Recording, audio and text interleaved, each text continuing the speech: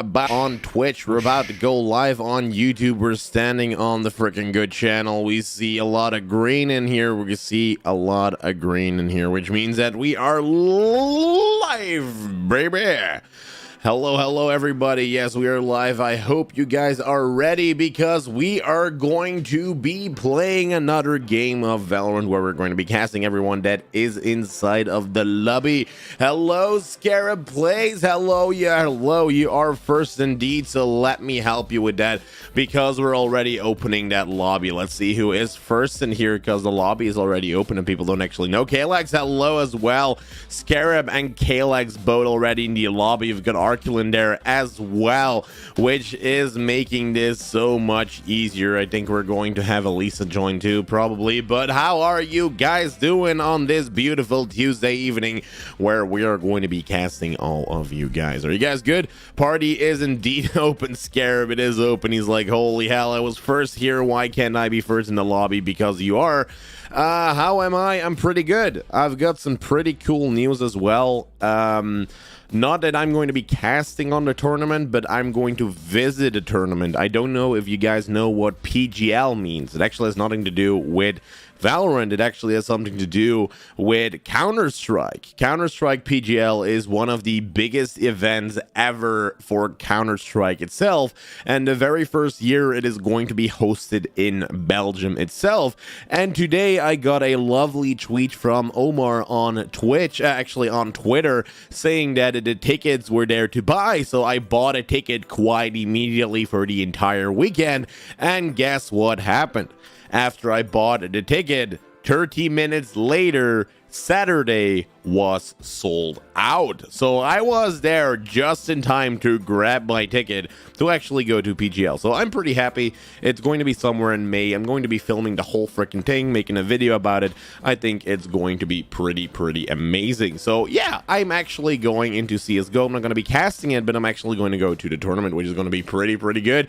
Welcome Sign on YouTube, Ragnar on YouTube, Ark on YouTube, Nika on YouTube, Scarab on Twitch, Kalex on Twitch, and Spoomy on Twitch. Welcome all of you. The lobby is open. Make sure to join, and all of you, because you're part of the notification squad, get a high five. Kapow! There we go. So it's going to go pretty good. Oh, you love it. My favorite anime. One Piece is pretty good. I am now on episode 564 or 67. It's like 100 episodes after you've got Luffy actually learning hockey or whatever it's called. I forgot already, but it's so long ago I've actually been watching it, and there's like 1,000 episodes now. So I used to be 90% done, and that's now 50%. So how about you? Did you cast CSGO before? I'm not going to cast CSGO myself. I'm just going to go to the tournament. I've never done CSGO in my life as casting. I have played CSGO. I'm Gold Nova 3 or Gold Nova 1 or something like that. But it's definitely not my game. What is up, Yellow? There you. Hello, cutie. Hello. How are you? How are you? Welcome. I am at episode 613, so you're like 40 episodes ahead of me. That's pretty good. Ark and Kalex should play on a different team. Well, we're going to auto-balance it. Don't worry about it. It will happen. You're at the episode of It's on my list. You've never started it? Oh, bruh. You are in for a lot. 4 more players to go. Hopefully, the guys are quick enough to get into the game because then you could actually be casted. Finally, have some time to check out your stream again. Yes, that's very amazing, Yellow. Well, if you have the game Valorant, I'm going to be casting Valorant. So if you're quick enough, you might actually be able to get into the lobby. Watching OPM Konosuba right now. I actually have no clue what it is. Can you explain, Scarab, how the anime, what it's about? As long as it's PG friendly to say in chat, of course. What is up? No Name 46 on Twitch. How are you doing? Hello. I do not like anime. Can you take the shirt off? No, we're not gonna be taking the shirt off. Oh, you're gonna pass on Valorant? That's okay, Yella. That's all okay, my dude. Everyone has their own games.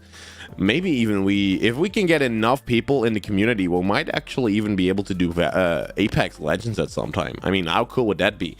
Visitor 1231 has joined the Discord and has joined the lobby, so we need 3 more people to actually have a full full lobby. Kexig Nacho, what are you doing? Hello.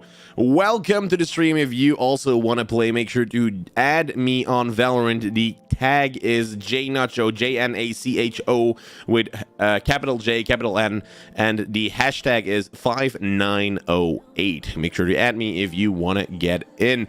Thanks for the raid in the weekend. I really appreciate it. It's very much with love, Jixie. It is very much with love. I very much love to see you actually over here. Welcome, both of you. It is it's okay. It's definitely with love, Jixie. It's definitely with love. Arkulinski, I'm boosted. Are you though? You're not plat? Nah, you're plat. I dodged to be in the game. Oh, you dodged? Oh my god, this man actually dodges for this custom game, which is very nice. $50 an hour. He actually boosted you. He boosted you, Arkulinski. That's funny if he boosted you. I would add you, but my YK Europe servers, YK Europe. What do you mean YK Europe? Dedication to actually just say, you know, like, I'm gonna dodge to get in this game. What is up, Super Jensen? Welcome back to the stream. How are you doing? It's been a while. There's still 3 spots left for people to join. 3 more to go to get into a full lobby, or a minimum of 1, so that we can play a 4v4, because that's the minimum we need to actually start a custom game. But that's funny that you actually dodged. Also, Jixie, how are you doing? How did the stream go? You still got a good stream? What's my favorite food? My favorite food is any food, as long as it's tasty. I want to play all of the food. Europeans playing Nacho's customs. Oh, you almost got a penalty for it, actually. Imagine dodging and then saying like, yeah, you're banned, you can't play anymore. So you come into the custom lobby, we try to start, and it tells us, yeah, this guy is banned, he can't play. The edible type is definitely the best one. Man just wants to eat. It's the most important thing, Sign. It's the most important thing. You need to eat, you know? It was amazing, thank you. Even though I didn't hit diamond as I'm trying to, it was great. Well, you need a casting boost, Jixie. That's what you need. You need someone casting over your games, and that is how it's going to be a lot more amazing. Nacho, can we boost you for 25? No, I'm not going to be paid to get boosted. I need to get to diamond myself. I'm sitting on silver 3, and I will do anything except for paying for it, and, you know, like some really stupid stuff that is not PG friendly, but anything to get to diamond. And that is like learning the game. That is how you do it. It is how you need to do it. I'm still moving houses right now, so I don't have a lot of time to put into the game itself. Just casting for now, because I'm actually getting a job in the weekend, like I've had for the past weekend. So pretty good. I wish I liked any food. I'm a picky eater. Well, as long as it has meat in it, do you know what I mean? Huh? Not that kind of meat, though. Not that. Don't clip that. Do not clip that. Your heart stuck iron? Hey, that is definitely facts. Don't get boosted by Ark. He's only going to boost you into Iron 1. Yeah, that's going to be a big demotion. What are you talking about, Nacho? Nothing bad. Nacho, I can offer you. You can't decline. Okay, yeah, give me it. Give it to me. Hey, what's up, RTV on YouTube? How are you? I'm talking about nothing. DJ for Toxic joins the chat. Welcome. Hello. A cringy Owu and Uwu. Owu. I'll boost you to diamond and I'll give you even $10 extra. No, Yella, no. Actually, that would destroy me as I think my career, because I would never be able to play anything anymore. And diamonds are taking things too seriously. I saw Jixie at her stream. Like, I don't know what game it was anymore, but it was basically someone said against Jixie, like, Jixie, why are you not playing so good? You're just bad. And Jixie just went like, really? I'm playing bad? Look at those 2 fucking bottom fragging right there. They're fucking bitch. They're constantly talking about love and shit. Just, you gotta pick at me, pick at them, you know? Like, it's like, basically that's what I think diamond is. It's like just a giant fest of like people punching each other like constantly. It was so funny to see. It was super funny. What's funny is that this custom is always with the same people. It kind of is, but we need 3 more people. I can't start it. It was super funny though. Like I saw that part, I was like, yeah, I'm not gonna put that in my video. I can't. Like, I'm not the guy that like puts like toxic stuff in there. But it was a good game. It was funny. For the third time. Oh yeah.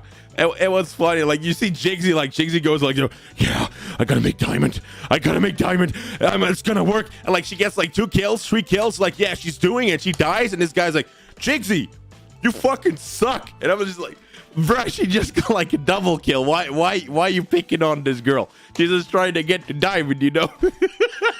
Oh no, you clipped it. Sign. You're a bad boy. You're a bad boy, Sign. He clipped it. He freaking caught it. God damn. He actually got it. Oh, that is so bad. How much money for you to say my name? Depends. I will slip in. I will slip in this Kalex. Wait, is it Kalex? Who said it? Arkulinski. I will do this. Look. Oh, I don't know. You can say your own name on stream if you actually donate, because like, you know, text to speech is on and stuff. We still need 3 more. Someone left, I think. I actually think someone left. We need a couple more. Hey, what's up, Shouting Cow? Hello on Twitch. Hey, what's up, Mr. Banjo? Yes, we are in the custom lobby again. Let me actually read here for a while. You weren't expecting that? Yeah, well, I got integrity, Yella. I got integrity.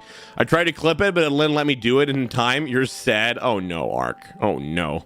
No PayPal? Yeah, it is PayPal. That is going actually straight to PayPal. No name 36. Say my name if you support. No. There are 2 people in the game. Yeah, we need 2 more. So I'll show you. Look. Whoosh. Look. We need 2 more doggos. Actually, why is it not? Oh, there we go. It's switching. You see, we need 2 more. Two more before we can actually start casting. Whoosh. So if you have any friends, if you want to get in, if you want to get casted, this is your time. This is your life. You can actually still do it. Can you type your name? Yeah, you can do whatever you want on that. Oh, you mean you can't pay with PayPal? Oh, well, it is also credit card, I think, but that's only if you want to do it like that. There are 2 people? No, we just need 2 more. Two more. Two. We can do a 4v4 though, if you guys want to, but then I need confirmation from everyone in the chat, of course, that you guys want to see a 4v4 instead of a 5v5. When casting, could you make the outline of the enemies red? It looks better. I think it's yellow now because I have what's it called? I have like the color setting on. Wait, let me check what that is called. Because yellow is a lot easier to see for me than red. Even though that I don't have anything with colors to do. So let me quickly check what that is. It's like oh no, it's Protanopia. Protanopia. That's what it's called. Protanopia. What is your right name? It is JNacho #5908. I'll show it on screen. Let's go. Let's hear it. I'll show it on screen if you can see it. I hope you can see it. Yeah, you should be able to see it. That's what I'm seeing. You should be able to see it. So we switched. Look. JNacho 5908. It is exactly what it's called. Yellow is just easier. Yeah, you see, it's easier than red and purple. Like, you have a lot of reddish and purple tints and so on inside of the game itself, but yellow, like a bright ass color, you don't see that. You just don't. Love the Steam balance. 2 plats versus 1 bronze, 1 silver, 1 gold. Hey, that's gonna be a good game, you know. You want to do a 5v3? I don't think. Wait, actually, you just brought me on an idea, my guy. You brought me on an idea. We have a platinum. We have 2 platinums. We have 2 platinums and a gold player, you know? How about we do 2 plats and 1 gold against 5 bronze players and see who wins? I mean, that would be funny, right?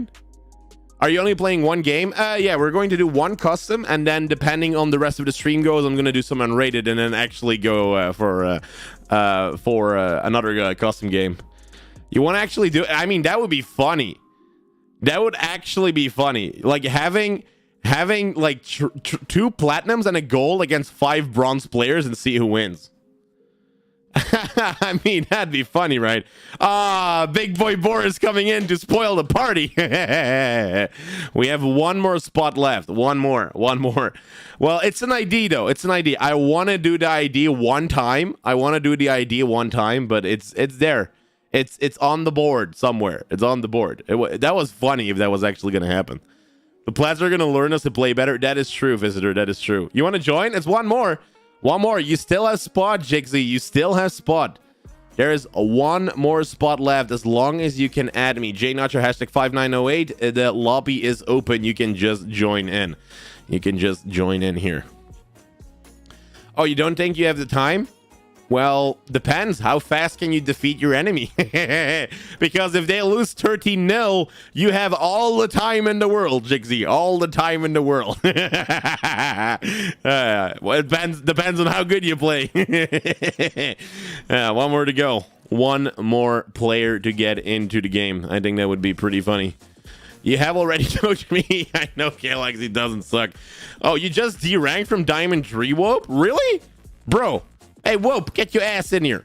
We need one more player for custom games. We need one more. Get your ass in here. One more. Will be funny, though, to get some people in here. Voting for Haven. People really want to play Haven. I can join as an Immortal player, maybe, depending on what my friends are going to do. Hey, you can still join. There's one spot left. One spot left. We need one more. Then we have a 5v5. You D-rank from Plat 2? You want to play Ascent? Let's do Ascent. We're going to vote. We're going to do the official voting. Oh, Whoop is in, baby. Whoop is in. The lobby has been closed. We got a full party. Now, let's auto-balance this stuff. There we go. Auto-balance. And let's look who the highest rank is going to be. I see Butcha requested to join and invited me to join, but unfortunately I don't think you're in right now because there's like it's full. It's like hella full. It's hella full. Okay, so here's what we're gonna do. We need captains. We need captains. Who will be captain in attacking team? Who is going to be captain? I'll be captain. Everyone agree? Arc will be Arc. They say Arc. Apparently they say Arc or Arc. Okay, Arc. Good. Defending team. Who will be captain? We're going to do the official ban stuff. Whoop. Whoop. Well, Whoop. Congrats. You're going to be captain, Whoop. So now let's see. So we've got Arc. You ban first map. Is it okay if I drop my TikTok here? That's funny. Okay, let's see. We've got Arc going to go for a first ban. Arc ban map, please. Arc needs to ban a map. Ban a map. Okay, Haven is banned. Whoop, you go next. Ban a map, Whoop. They don't want to play Haven, so Whoop needs to ban a map. Another Haven ban. That would be funny. Whoop goes for Fracture. Okay, Arc. You ban the next one. We've got a couple bans coming in. Breeze. Whoop for the next one. So we've got 4 maps already banned. Split. Okay. Arc. You ban. So we've got Fracture banned, Haven banned. We've got... Okay, Icebox is banned. Whoop, you choose. Whoop can choose the map. So we've got Ascent banned, Fracture banned. We've got Haven banned. And now Whoop needs to choose between the maps that are still left. So let me still see who are left. So wait, let me quickly see. So Haven, Fracture, Breeze, and Icebox. Haven, Fracture, Breeze, and Icebox. So we've got Bind and Split still left. Bind or Split, I think, are left. Bind or Split. Bind, Split. Oh, Split is banned? Is he actually banned? Oh, it's Bind and Ascend? Oh, okay. Bind, Ascend. So choose wisely. Choose wisely, Whoop. Choose wisely. Yeah, it is indeed. Those two are there yet. So bind. It's going to be bind, baby. Bind is what we will play. I hope everyone is ready. Can I get some R's in the chat? Let's go, baby. Let's get some R's in the chat. I want R's. I see Spoomy. I see Big Boy Boris, Lisa. Everyone spamming the R's in the chat. It's saying that they are ready. So we will start this game in 3, 2, 1. Let's go, baby. Hopefully this doesn't crash this time, but we will go and look on a bind map where we will be casting this team against each other. It is going to be bind, and what do we know about bind? Bind is a pretty good map for smokers, like for example a good Viper or a player like Brimstone, where you're going to smoke off specific areas. Now, this is going to be a pretty good game, and we're going to look at team compositions. Now, I know you guys cannot see the team on the right, so I will be calling out what they have. We've got a Jet. We've got a Sage that is still looking at choosing a Sky. We've got I Eat Kittens with Yoru. Visitor, who is trying to check for Chamber or for the other agent called Viper. And then Arculin has not chosen yet. While on the defending side, well, of course, you can see what is happening on the defending side. So here is going to be some important things to use. Pro teams are using Sage a lot on this map, and the reason being is you can block off certain areas off with your wall to actually try and delay an attack. Meaning that if you are playing with a Sage, you're probably going to see her in showers trying to stop everyone from entering through the shower door by putting her wall vertically. We've seen plays by going to a short, actually walling off a specific side on the shower side and then killing everyone off that is still in that market area where you can, like, you know, buy sand or whatever. And on the other side, you know, B side, you've got, of course, your smoker that is going to try and smoke B long off, or even on the other side, if you're attacking, you're going to be smoking off heaven, trying to enter side specifically. There's different kind of tactics that you can use. Very important to notice is that we do have a chamber player on the attacking side, meaning that they are pretty aggressive and they can actually try and do something which is called like the ultimate god rotation, which you have with chamber. So hopefully you guys are ready to look at this. I do not have an OnlyFans, unfortunately, decreed. That might of course be in the future because of the meat. You know the clip. Don't clip that. And then we're going to see how these attackers are going to start. 20 seconds until this first team is going to be playing against each other. We got the team of Arc versus the team of Wope. Everyone that has the highest rank, make sure that you are the IGL trying to help your team to grow, because that's what this channel is about. So let's try and do this. 4 more seconds. This team is about to start. Know that this is a good game. Please do not look at the stream. Do not try to stream snipe. Let's see how these attackers are going to do it. Of course, we've got just Lisa already blocking off the section of, you know, Hookah that actually is going to stop the momentum of the attackers. But look here with Scarabus. Scarabus already in the very first fight. Fortunately gets killed by Arculin, and now you have the attackers going to go for a rotation on A side. You've got the attackers that now have the man advantage. Spoomy is trying to run away, is being shot, and is running like a little... I'm not going to say that. Arculin is now in. Lambs can actually not kill Spoomy. Wope actually getting that double kill already. And now you only have 2 more attackers left. This last player, I Eat Kittens, is now in the smoke, is standing on Lambs. We've got someone coming around the corner, and just Lisa finding that kill against the attackers, meaning that now Wope can go for a pretty good defuse, and the very first round is on for the defenders. Pretty much well played by this team, means that the first round goes to Wope, and we see some hearts coming into the chat, because apparently Wope with a 3.0 KD, actually an infinite KD, because he hasn't died yet with that sheriff, is a mother flippin' beast, you know, because Wope is playing KO, and KO, what you need to know about KO is most definitely he's one of those agents that will always be in the meta, because he can cancel the abilities of other agents. So he's going to grow with you no matter what meta is on. The economy is looking pretty good for the defenders because they won that first round. They've got some marshals coming out, and you've got the attackers that got some frenzies and are playing this a little bit more slowly.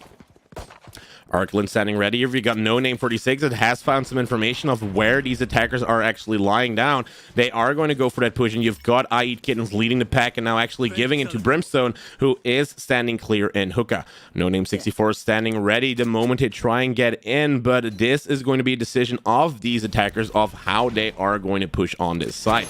Reyna is trying to find out if they are still here, while you've got some defenders trying to lurk from the back. Now, no information comes in. You have the trade actually happening by Arculin, while the other attackers are now trying to get on side.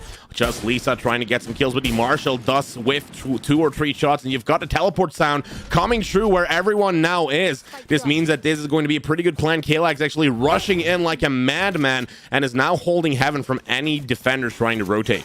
Wope trying to find in any information with a knife, has knifed it on the side itself, and does have the 45 seconds now coming in. Wope flashes himself, but can get away here in a good time. You got I Eat Kittens finding a kill against Wope, and now only you have one defender left who is killed by Arklin trying to rotate from the backside. Next round is for the attackers, and they actually tied it up again, meaning that there is no bonus round at this time.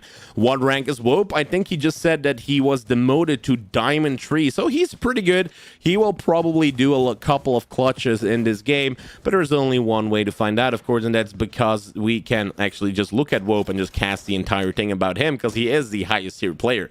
Oh, what are these? Oh no, oh no. No, this is not PG friendly. You cannot put this on cast. I know exactly what they were doing. I knew exactly what they were doing. Reyna, bad Reyna. That's not what you do in Valorant.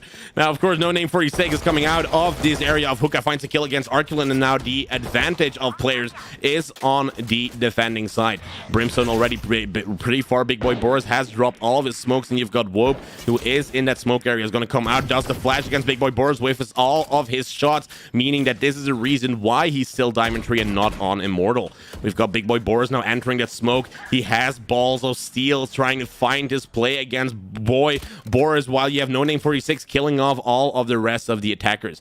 Attackers, though, are already on the side itself. I Eat Kittens is trying to spot this one player. Now Wope is going to get around the corner. Big Boy Boris has been found out. Two attackers left. One defender still goes down, trying to attack from the backside, while we have Chamber together with I Eat Kittens trying to protect this spike from being diffused. Visitor does spot where this player Scarab is going to be. He's trying to hold this off the moment Scarab is going to try and enter. Of course, we've got I Eat Kittens does find the kill. Visitor is unfortunately dead. Now it's only about this last player, I Eat Kittens, who is using his ultimate to try and get out. Has the ultimate ability, he's trying to flash everyone left and right. Gets out of the ability. Now make sure that he wants to get his defense going on. You have last time. Have to be quick. I Eat Kittens does find the kill against Scarab. 1v1. Wope is the last one alive. Low HP. Misses the shot, and I Eat Kittens with 4 kills this round actually secures this win. Now has round number 2 for the attackers, and we have this first round where the attackers are taking the advantage. Well played by the attackers, trying to plant that spike even though they did not have the man advantage,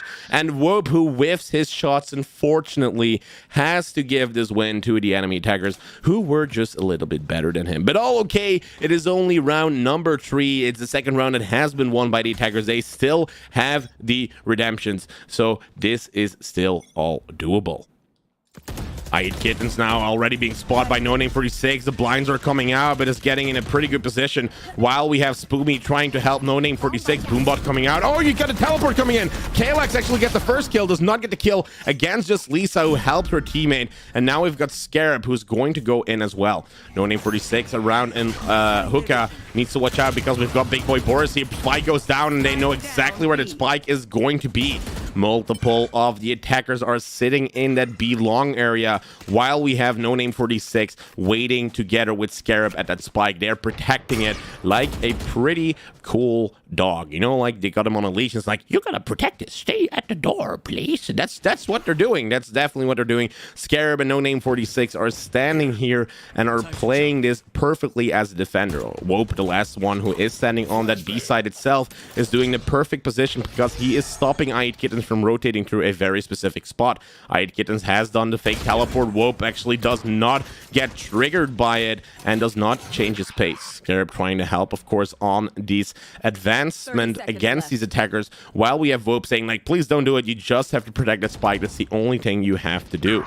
We've got KO, who is going to go around the corner. One of the players, Scarab, goes down. It's now a 2v3 situation where we have No Name 46 still on that spike. Time is not on their hands. First kill falls by Wope, makes it a 2v2 again. We've got this Chamber now coming around the corner. Can actually sell. No Name 46 almost wound down in this last battle. Now Arkil in the last one alive with 3 seconds. He's not going to be able to plant the spike. Can try and get a kill, but I guess it's against Wope. And No Name 46 actually with just 6 HP wins that one battle, which was crucial for the defenders to actually try and get this win on his side. Well played by the defenders. They tie up every point again, making it so that now we are looking at pretty good economy on both sides. We've got, you know, a couple Vandals coming out. Wope has his ultimate ready. He's not going to buy any guns. He knows that he's way too good with that Sheriff, while on the attacking side, we've got a couple Spectres, you know, Vandals too. No real advantage, I would say, but they need to watch out, of course, for the ultimates coming out. Attackers this time are going to go to the A side. We've got Scarab sitting around on that box, while we have Spoomy together with Scarab trying to get into a good position. Scarab gets killed immediately. They are actually expecting this, and now Spoomy, the last one on that side, needs to protect this attack from happening. We've got Big Boy Boris running up, has his smokes down. We've got, of course, Wope, who is on side and has rotated, but that spike has been planted, and the 45 seconds now go in. Wope standing here around the corner, tries to get any information, while we've got Spoomy sitting in a pretty good angle, finds the kill against Big Boy Boris, and now it is only 3 attackers left against 3 defenders. All of them rotate. I Eat Kittens is now sitting in a pretty good position, can maybe get a kill here from a specific angle, while we've got Spoomy actually getting hit by that one decoy. Kalak sitting in a bad position. Wope coming out at just the right angle. Now we've only got one more attacker left who can stop this retake from happening. I Eat Kittens finds 1 kill, can maybe find a second 2, and now it's a 1v1. I Eat Kittens actually can try and clutch this up. 40 attackers, only Wope left. Need to start defusing because he doesn't have time. Needs to be quick. Oh no, Wope is actually gonna die. We've got I Eat Kittens still clutching the round for his team. I Eat Kittens in a 1v3 clutch kills 2 of the other members, and Wope does not have enough time to go for the defuse. This was perfectly planned by I Eat Kittens, clutching this round, and just look at that Euro player. 9 out of 2. This person does have a 4.5 KD, which is just amazing. The I Eat Kittens player definitely brings back the round for them. Round number 3 for the attackers, 2 for the defenders. First teleport comes in from Spoomy, has a showstopper ready, but no one there to find, and it's kind of wasted. Big Boy Borzon immediately goes in for these smokes, so nobody can see where they're coming in. Now Scarab, though, has a plan, goes in through the smoke, does spot one player, but hasn't spotted them already on that side itself. And we've got Big Boys pretty far into the side. It is waiting for that spike to come in. Now, of course, the rotation comes through. You've got this Molly coming in. No Name 46 in a pretty good angle. Just Lisa, unfortunately, goes down, and the trade happens immediately. Knowing that they're coming from showers, they have the kill against the spike, and I Eat Kittens, who's now trying to do anything as an attacker, tries to get into a pretty good spot. Spoomy finds a kill with a grenade. You've only got 2 defenders against 2 attackers, and this is going to be one of those fights that is going to be 50-50. I Eat Kittens finds the kill. Spoomy is the last one alive, has a pretty good satchel now on top of the box, gets spotted by Kalak, needs to go off the box quite immediately, and now you have these 2 attackers who know where this defender is going to be like.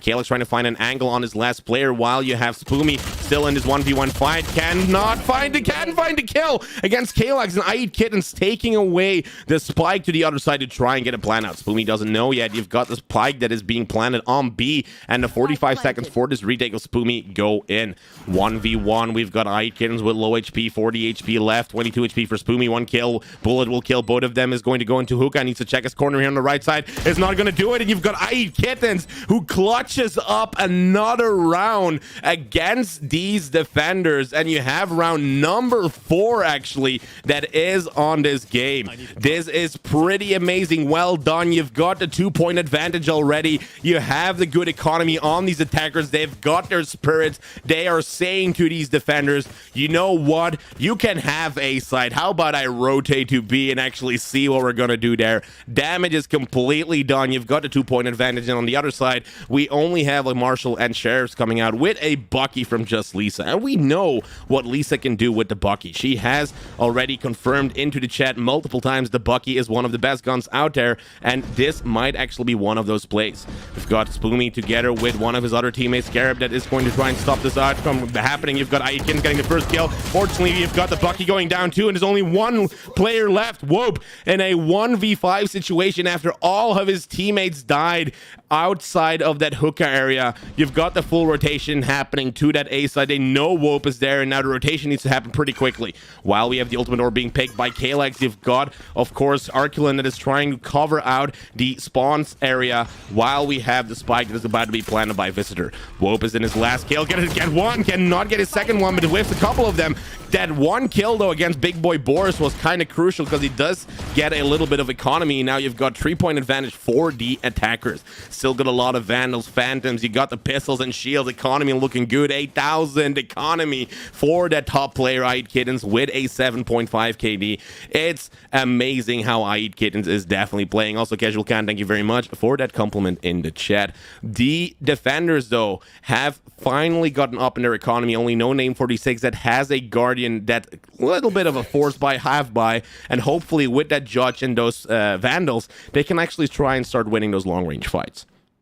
Spoomy sitting ready with that Judge in the shower area. Kalex finding that first kill, though, because he was trying to win a long-range fight with a short-range gun, which is definitely not what you want. Arculin trying to find out if anyone is sitting close, and he does find Scarab here.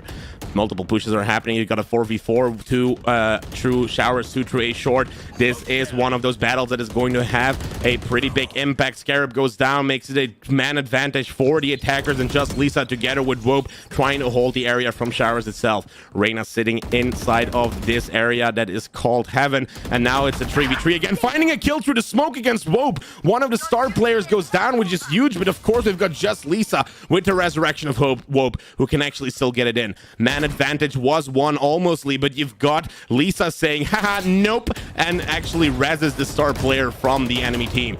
Wope coming in with a flash. Now they have to try and peek. Kalex goes down, tries to shoot. This last player was trying to get the spike. You've got Aid Kittens grabbing the spike quickly enough, and is now in Lamb. Suddenly gets through the teleporter out of nowhere. What a play again of Aid Kittens with Yoru utilizing his new buff to the extent. Wope goes down again, has been to the ground. You've got no resurrection anymore, and now it's a 1v2 situation for Aid Kittens, who has planted the spike.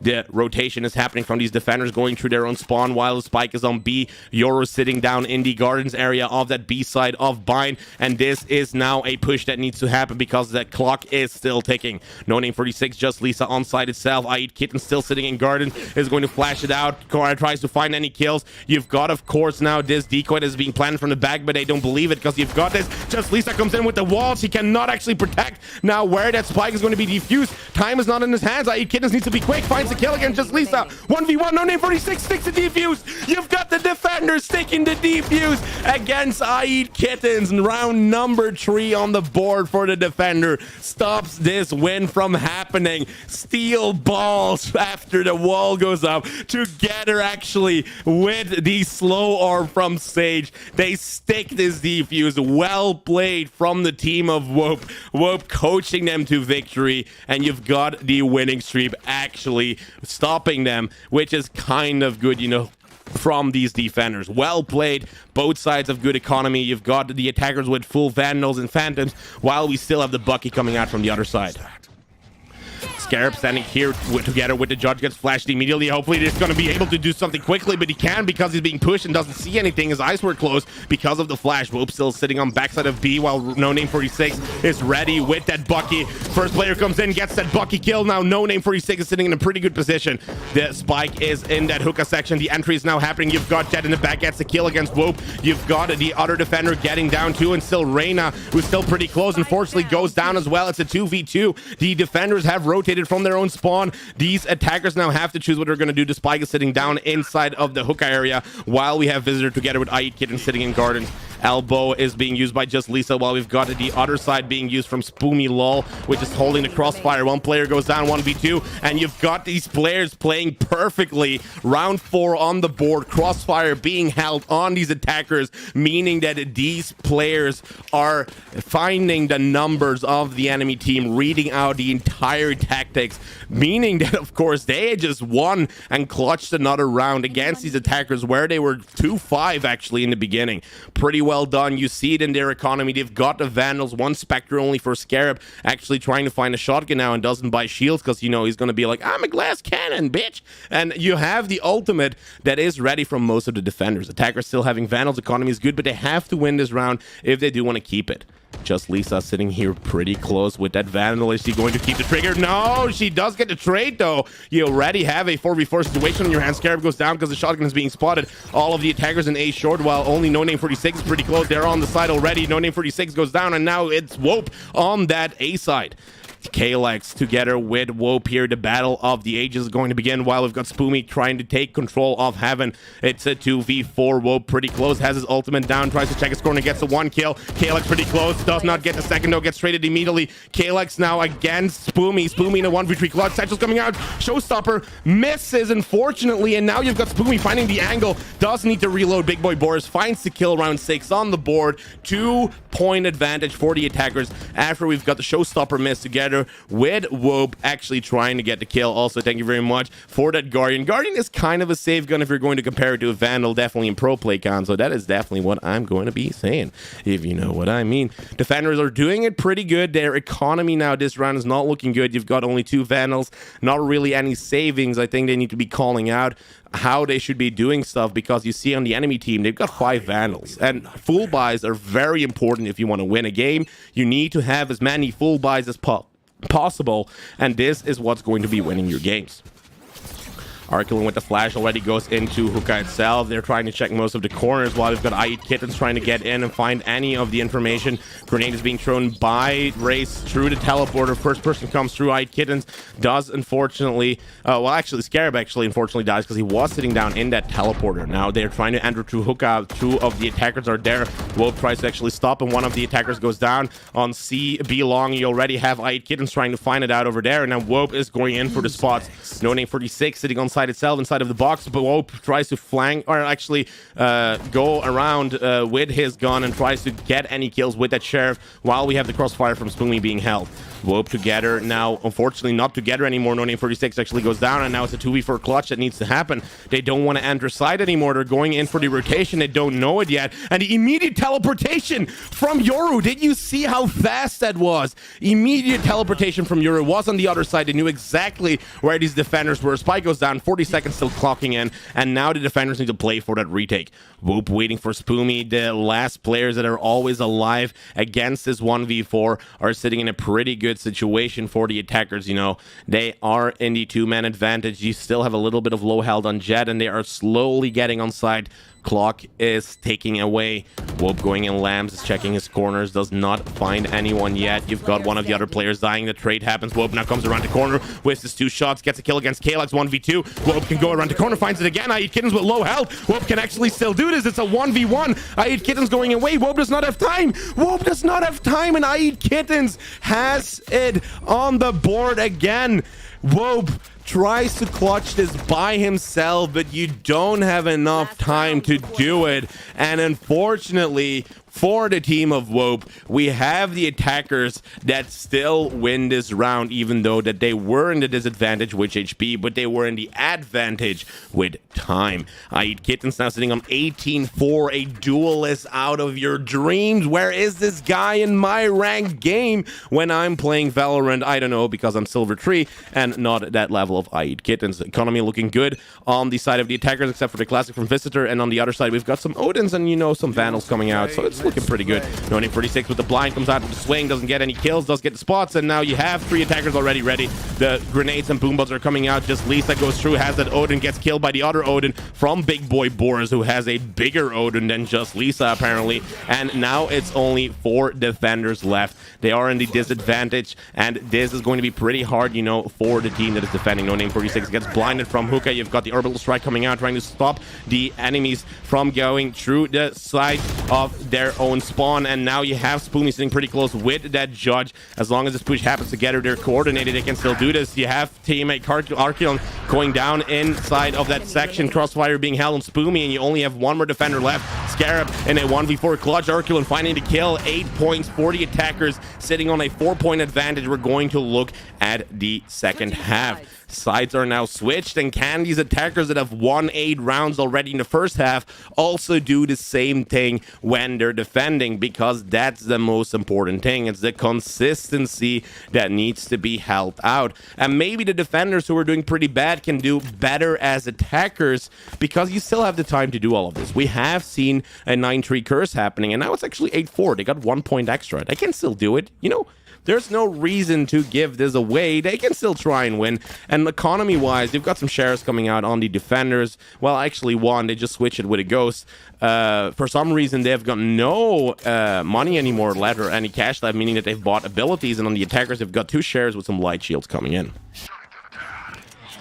Big boy Boris is going to defend Hookah here, while we've got a very aggressive push from No Name 46 is going to clear all of the corners. Now you've got Visitor who has spotted this. Unfortunately for him, Big boy Boris was sitting inside of a pretty good corner, and now the smoke is going to be launched, so no one can jump through that area. You've got the Paranoia coming in. Scarab already on side, has a spike with him. If he goes down now, it's kind of game over for these attackers, and now it's a 5v3 clutch. All of these attackers now have lost the spike. You've got the defenders that have it. They need to enter this side. All of them are there except for this Jet player, and these attackers are in a pickle. You've got just Lisa together with Wope trying to enter that side. It's still 2 defenders there. Wope goes down, only just Lisa left. Rotation is happening from Kalax 1v3. Just Lisa with a Sheriff and a Dream tries to get the kill, get some damage. Actually, the hatch shot against Arculin, well played. 1v2. Just Lisa can still try and clutch this round up. Crossfire being hell, needs to watch out from Aid Kittens, who's standing in the back, tries to get the spike. Shots come in. 180 though, but just Lisa not in time. The reflexes are not there. Aid Kittens with 24 has this in the bag, and you've got a really good KD 5.0 from Aid Kittens, just playing this perfectly well, holding the crossfire together with his team, securing this first pistol round from the second half, meaning of course that they now have extra economy that they can use against these attackers. They can gain more control over their points. They can get further away, and then it's only 2 more points away from match point, which is not what you want to have. Attackers coming out with 2 shares in the classic, while we've got some marshals and of course stingers together with those specters coming out. We've got Big Boy Boris still in Hookah, trying to actually find information, has heard them trying to come in, while we have Wope leading the pack in through Hookah. First knife comes out to try and find out if they're there. Wope is suppressed by the enemy KO ability. You've got Arculin trying to get some kills with the Marshal, while on the other side, you still have some defenders left.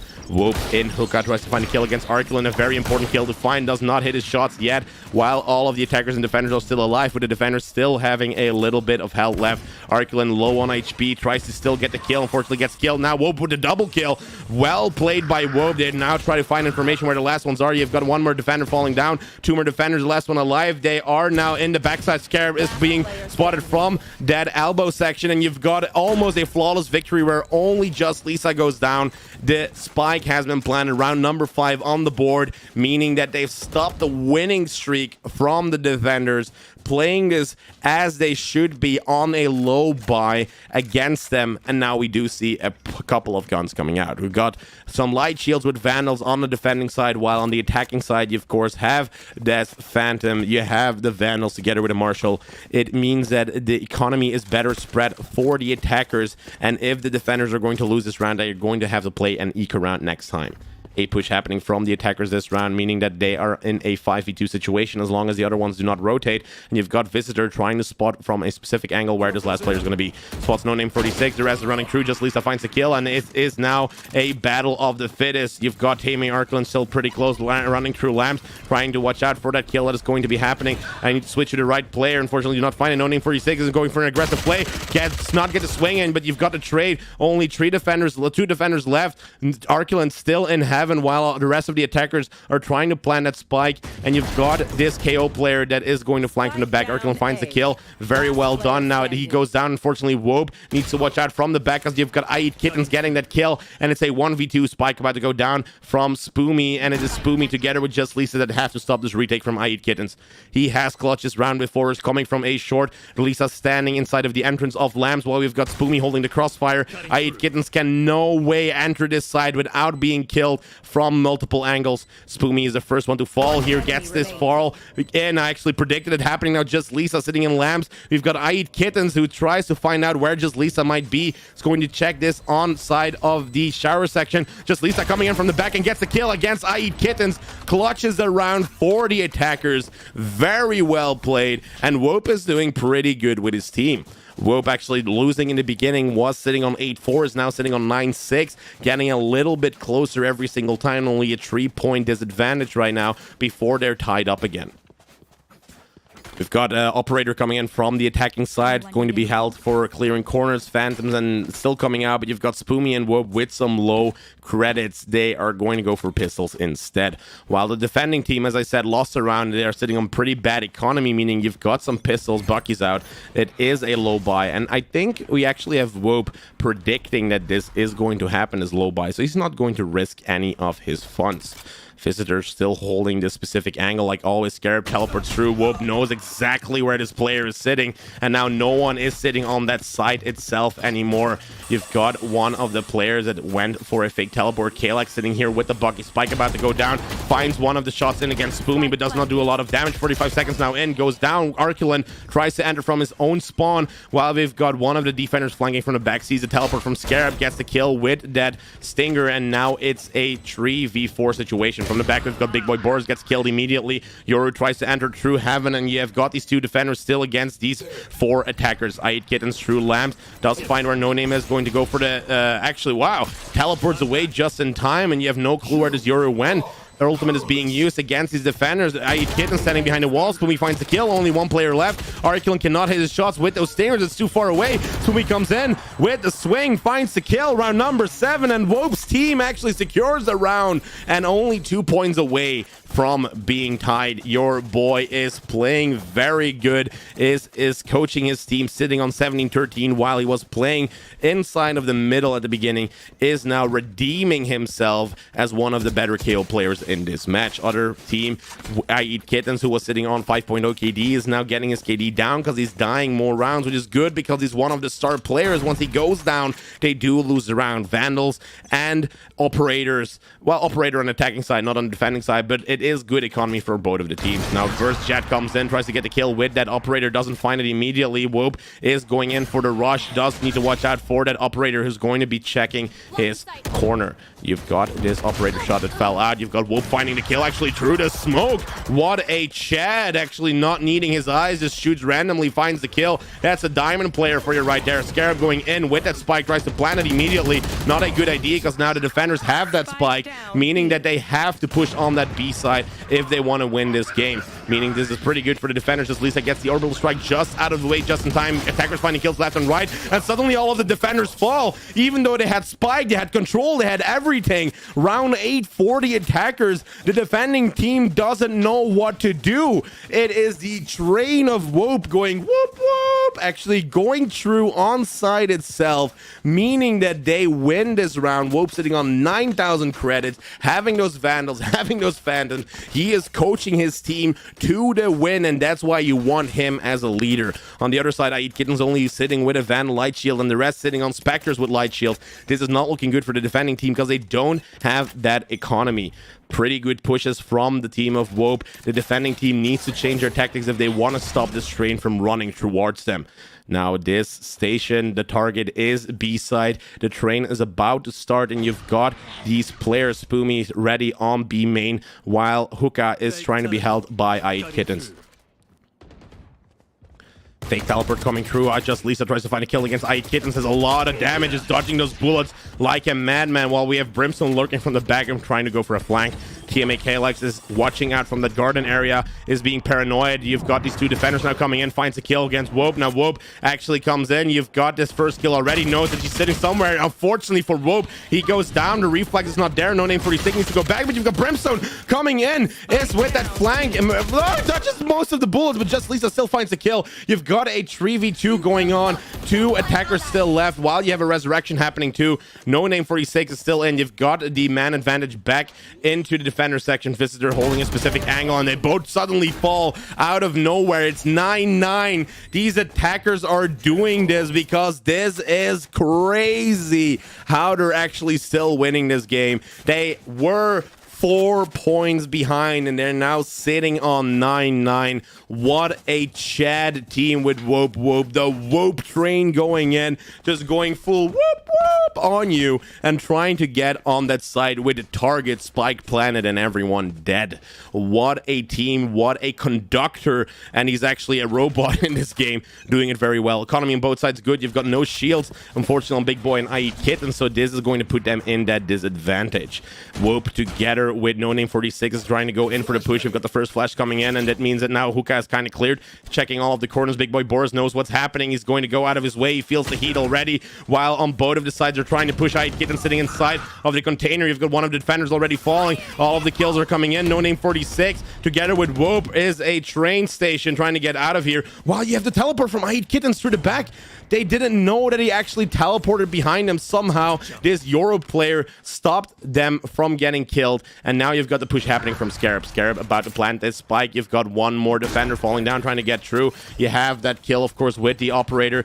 Pretty good angle, of course, of this race player. IE Kitten's now teleport to the other side. Right click first comes in. This means that this operator goes down. Only one more defender left. Arcula now going in for the swing. Doesn't find Scarab. It's a 1v4 and is running away like a little bitch. But just Lisa says, come back over here, and has that Phantom. Gets kill number 10. I would never say that, by the way, on actual stream. This is only for fun. And you've got round number 10 on the board. This very first point back into the advantage for the attackers, for the team of Whoop, doing this so well. Are you going to do another man after this? That depends. I don't know. We could, maybe. Let's do a second one after this as well. Yeah, but just with other people. Like, we need a full new team, though, if we are going to do a second one. I think it would be pretty amazing to have this casted another time, because I'm feeling it, you know, I'm feeling it. I have the energy. Scarab coming into this area of Hookah. You've got Arcula now is sitting in a very bad situation, and you have the teleport coming in. Finds 2 kills actually with that judge. Can he get more? Finds 3. Makes it so that you have only 2 attackers left. Operator is still alive together with Whoop. You've got multiple people coming in from the back. Whoop does the 180, gets the kill against the defender through the teleporter, and now they need to decide if they're going to go on that B side. You've got most of the defenders already there. It's a 2v3 situation. No Name 46 tries to find any of the kills. Whoop holding multiple angles, trying to check out after these containers where they are, left or right. Doesn't find anyone right immediately, and then you've got Kalax trying to jump peek, find out if they are still inside of Hookah. One of the teleport comes through, but you have, of course, the teleportation from Euro that could get them back, but I don't see it on the map yet. They don't know if they're going to be in here. You've got No Name 46 still holding teleporter. There's no one there. You have that operator shot randomly being shot because they don't know what teleport is going to be, and now you've got IE Kittens going to the actual teleporter. Goes in. No Name 46 finds the kill against IE Kittens, and now it's a 2v2. Flash comes in. What a flash from Whoop! My brother, that I actually put that on stream. This is going to be a tactic I'm going to be using in rank myself. Whoop trying to clear all of the angles, finds a teleportation device from Chamber. You've got the entry from Kalax. He has a right click, does not find a kill against Visitor. No, it's only Reyna left, finds the kill. Visitor with 2 kills this round, secures round number 10 for the defenders, and it is tied up again for this team. They just need to decide who is going to go for that defuse, because of course Visitor already has his ultimate. You're going to give it to Kalax, which is a way better decision. 10-10, this team might actually go for overtime if they're going to be playing like this, but the attacking team winning streak has been stopped. And this means we're going into a round that is going to be a lot more quieter. The momentum has been stopped, meaning that this is going to be one of those rounds that's going to be important, because one of the 2 teams are going to take this momentum and going to take that to their side. Whoop comes in with it, a knife. You've got no one sitting in Hookah. 3 defenders on B side, while we've got 2 on A. Whoop swinging side, tries to get in. He's leading the pack. You got the Boombot now clearing most of the area. Still in Hookah. No one dead. 5-5.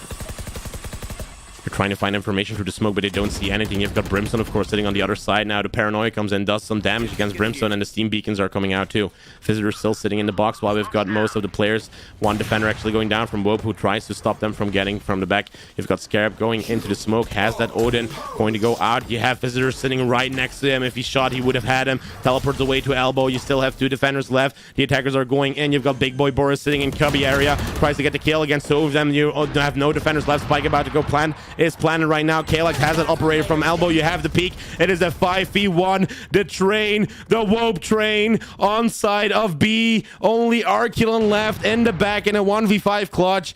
Only has a judge going into hookah. Scoring to check his corner on the left, checks his corner on the right, doesn't see anyone yet. Knows that they are inside. You've got this train. He's scared. He doesn't know where to go. He only has a judge and he's like, guys, where are you? I'm only one left. Please help me. Please. Well, you've got all of these attackers saying like, please try and take our side. We've got an operator. We've got a sheriff. We've got a freaking Wope on our ass. You can't do anything. Arculon about to meet Just Lisa. Finds the kill against Just Lisa, but is he going to be traded immediately? No name 46 actually doesn't give a shit and goes down after Wope does a 180 and just runs away because cool guys don't look at their kills. 11 out of 10. The kills from these attackers win this round. You've got one more round to go until they get to match point. What a round. What a game. The attackers immediately got back on their job and they've got the energy to finish up this game. If the attackers can still do it, maybe the defenders too, but they're going to have such a hard time. Sure, you can try and join. Switch, you can try and join. One more second. The defenders need to defend against these 11 points. The match point is going to be a very tough one for them to do. You've got the angle being met by I Eat Kittens. Has that Marshall ready to try and find a kill while we have the attackers trying to come in. The smoke comes in, means that they can't see anything, and you need those angles to be met. I Eat Kittens trying to hold both of them. You've got the Boombot spotting him as well, and I Eat Kittens gets out of the way just before the Boombot is going to be able to do anything. Now we have Big Boy Boris sitting in his own smoke pretty close. They're passing him. They don't know it yet. Big Boy Boris does not have his eyes open yet because of the smokes and actually tries to get one kill, finds one. You've got the spray transfer to No Name 46 with Big Boy Boris coming in with that hero play. Was pretty close there. Now we've got I Eat Kittens who's still sitting against that wall while we've got the entry from Jet, finds the kill against Spoomy, and now you have Visitor who needs to be quick. The trade happens. It's 2v2. 2 attackers finding these 2 defenders who are a brick wall. Visitor together with I Eat Kittens. You've got the wall together. Visitor finds the kill. It's a 2v1. Only Wope left. Can they stop the Wope train? I Eat Kittens holding the crossfire together with Visitor. It is a 2v1 clutch. If he wants to get on that side, it's going to be pretty hard. I Eat Kittens still holding this section. Finds the shot, but the wall protects him. Wope finds the kill. 1v1. These defenders need to stop this match point from happening. Visitor sitting on backside while Wope is still holding angles. It is the angle from Wope is going to go back. You have Visitor who's scared of Wope because why wouldn't you? 15 seconds on the clock. Wope needs to do something. Flash is about to come in. You have the backside now that is gone. Needs to plant that spike. Visitor knows exactly where it's going to be. The teleport goes away through one of the weird areas. Visitor now goes around the corner, swings. Wope's on top of the box. Visitor tries to spot it. The seconds are still counting. Wope against Visitor. 1v1. Wope on low HP. The corner is going to be clear, but Wope gets away just in time. Visitor is going to clear most of the angles. The swing comes in. Wope is still an elbow going in for the rotation. This is one of those games where 2 of them won't be finding each other. If Visitor would stake this defuse, he would win, but he doesn't know. Needs to be quick with that defuse. Tries to stay inside of the box. The defuse is happening. The defuse is happening. Wope tries to get in. Doesn't see this immediately. You've got the teleportation now back to that backside. Visitor knows that where he is. You've got Wope who has a spot. The time is ticking. You've got the kill against Visitor and the attacking side. Wope, the Wope conductor, the Wope train, the Wope is still going on with round number 12 on the clock. You have them in match point and the defenders need to try and stop this because what a game that is being played right now. What a game. Wope definitely one of the better players here. Economy looking good for the attackers while the defenders need to force by themselves. This is not looking good and hopefully for them they are going to be meeting their demise. Look at those operators. They had 5 of them because they have the cash and they're going to be telling the enemy team, look, we can do whatever we want. We have the funds. We are rich bitches. Let's freaking do this. Spoomy sitting on that short section. You've got the teleport coming in. Just Lisa holding the teleport now. They are going to wall it off, so they can do anything and they don't have to worry about it. Wope still holding off B side. It is going to be the match point. It's going to be so crucial for this team to actually try and win this game.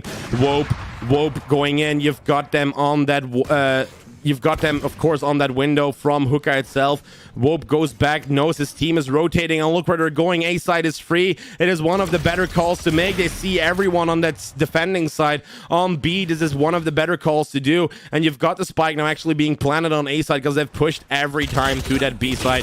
Kalex comes in, Wope finds the kill, Spike is down, and you've got the defenders now into the rotation position where Scarab is going to be. Can cancel his ultimate just in time because you've got Visitor actually visiting him while the teleport is happening. Visitor finds the first kill. Can he find more? You've got Reyna that is backing out after that operator shot from True to Force comes in, and it's two defenders against these attackers. It's going to be super hard for them. Arkelin is in lamps. You still have that Spike a lot with them. They kind of think that he is on spawn. You've got the rush from these attackers, but look, no one is with the Spike. No one is with the Spike. Arkelin trying to stick it, and Wope finds the kill. You've got round number 13 on the board, and they go to the next qualifier. The team of Wope, the Wope train, wins this game. GG in chat, because this was one of the better ones I have casted before. What a game, guys. What a game. Woo! That was good. Guys, holy hell, what a game, bro. You gave me great content. You gave me great content. Brother, we had a 12-10 situation on our hands. This was so good. I've never played so good as Yoru. What? You played amazing, Banjo. You played amazing. That game was one of the best games I think we've had as casting unrated players. This was good. Like, this was good. Holy hell. Now I need a drink. I'm gonna need a drink. Give me a second. Woo. Whoosh. Whoosh.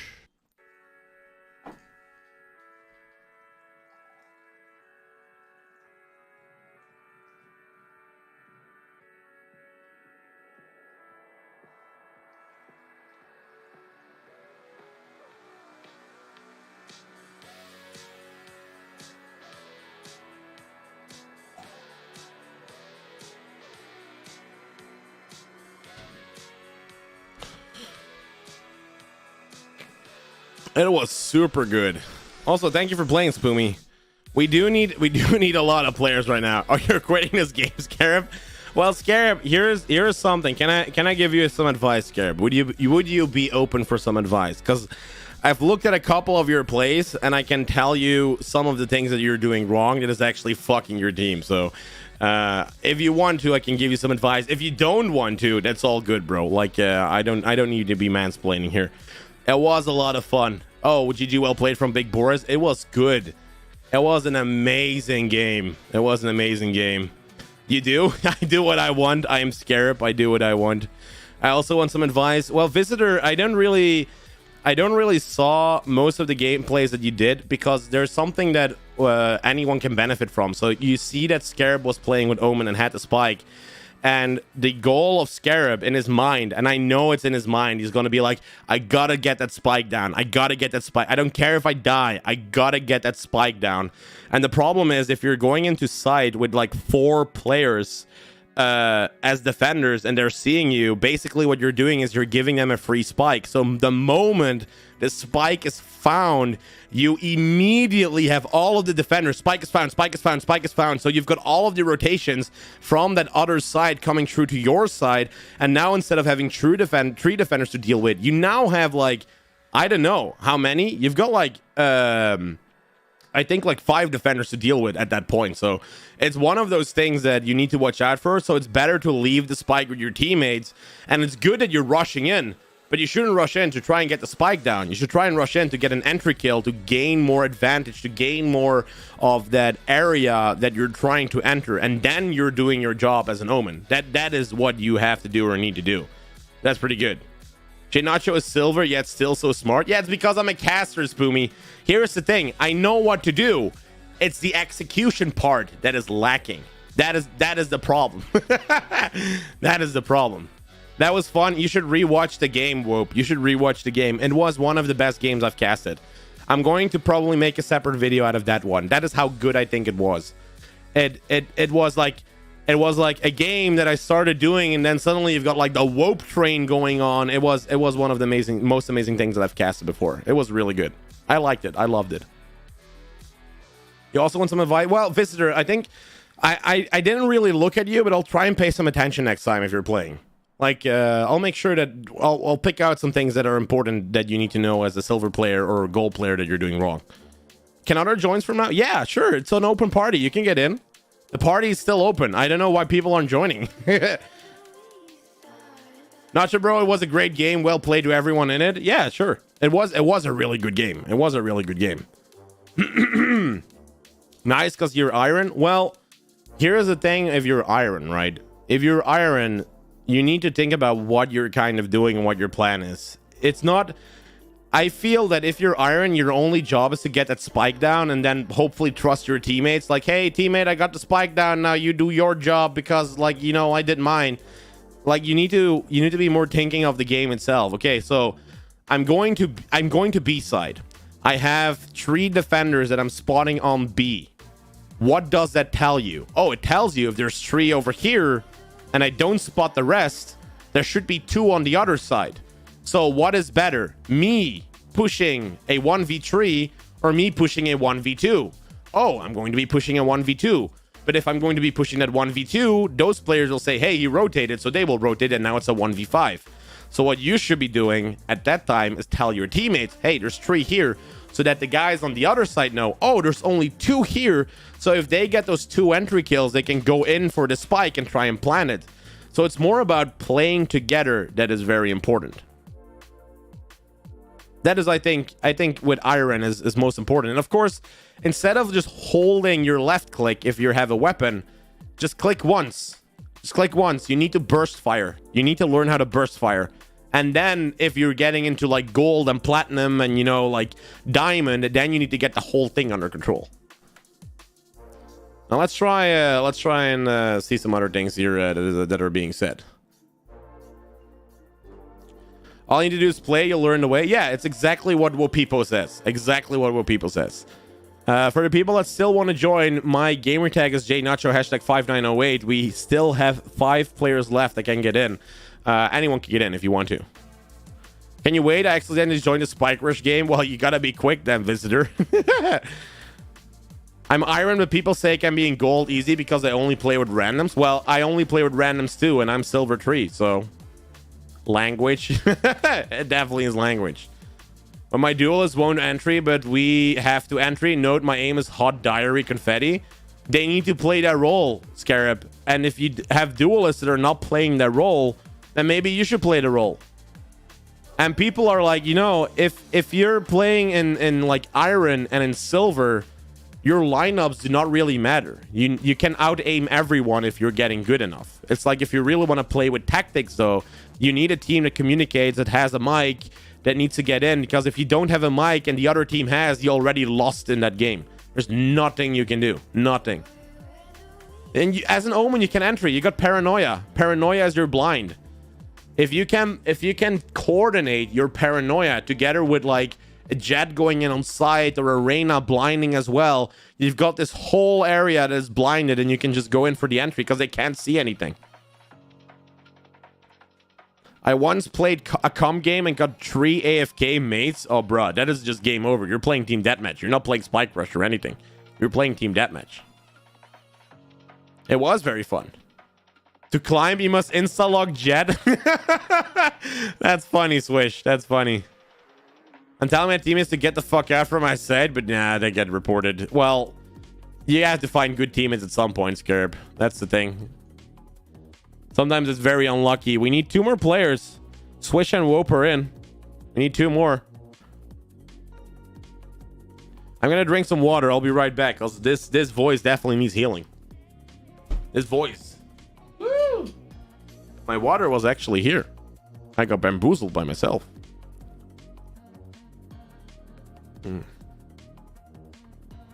Ah, yes.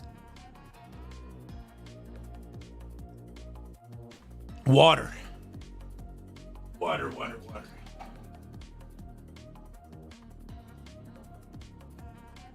It's very important for your healing abilities, guys. Very important.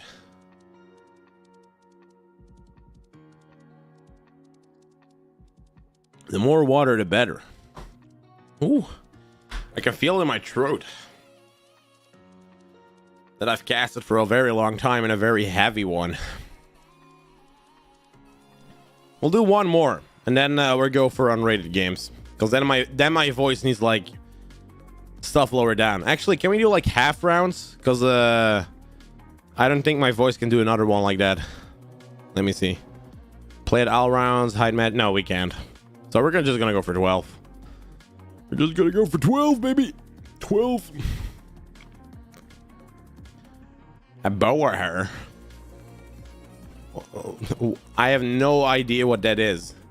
Oh, I know what it is. A what? You mean a what? I can't speak British English. Definitely not now. You want a bottle of water? Yeah, it's like, even if I do an accent, it's gonna sound worse. It's just gonna sound worse. Hey, I tried, guys. I tried. You can speak a little of British. Like, I feel like I need to have like a monocle if I want to do it. Like, if I would have like a monocle or a monocle, if you want to put it in like a very fashion way, I think I would be able to do it, but not now. Or I need to really focus on like my accent. I need to be like, oh gosh darn it, what is happening over here? I still can't do it. It's going to be like so like British American English like that. It's not gonna happen. Oh, hello, Sherlock Holmes. What are you doing? Even then, it's just gonna sound wrong. I think I do Russian better, but I don't want to give the Russians any attention right now. Sadly, you're gonna have to go. Hey, that's okay, Spoomy. It's better to go and give a spot to someone else than to try and play a game and then have to leave mid-game, because that's not gonna be fun for anyone. That's good. Thank you very much, by the way. Thank you for playing for the last round, because you did good. You played well.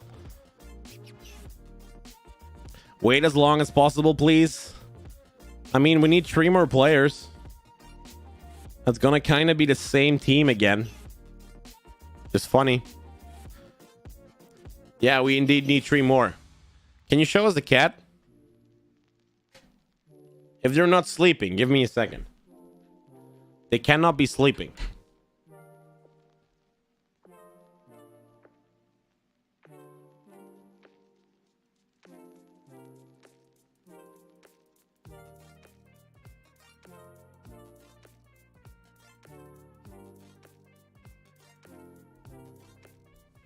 They're all sleeping. It seems to me that everyone in this house falls asleep the moment I start shouting.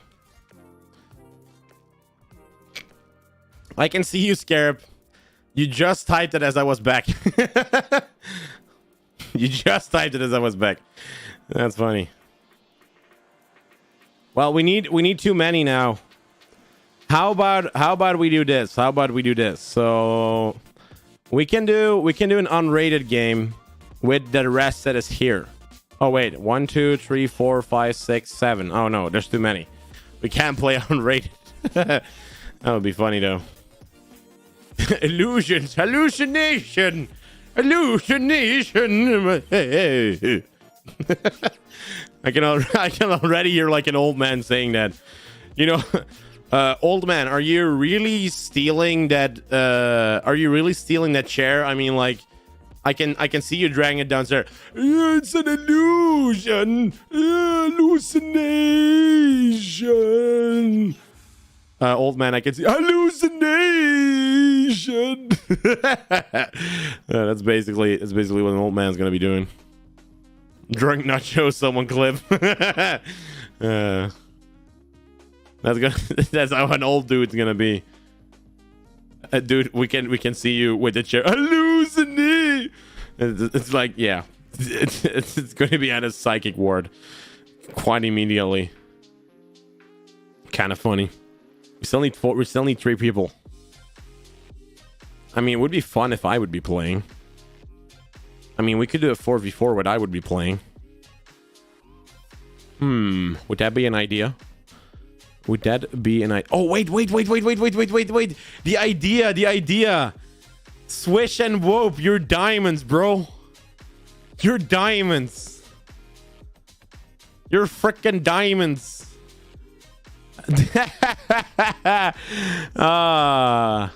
Oh, visitor has joined too now. Okay, wait.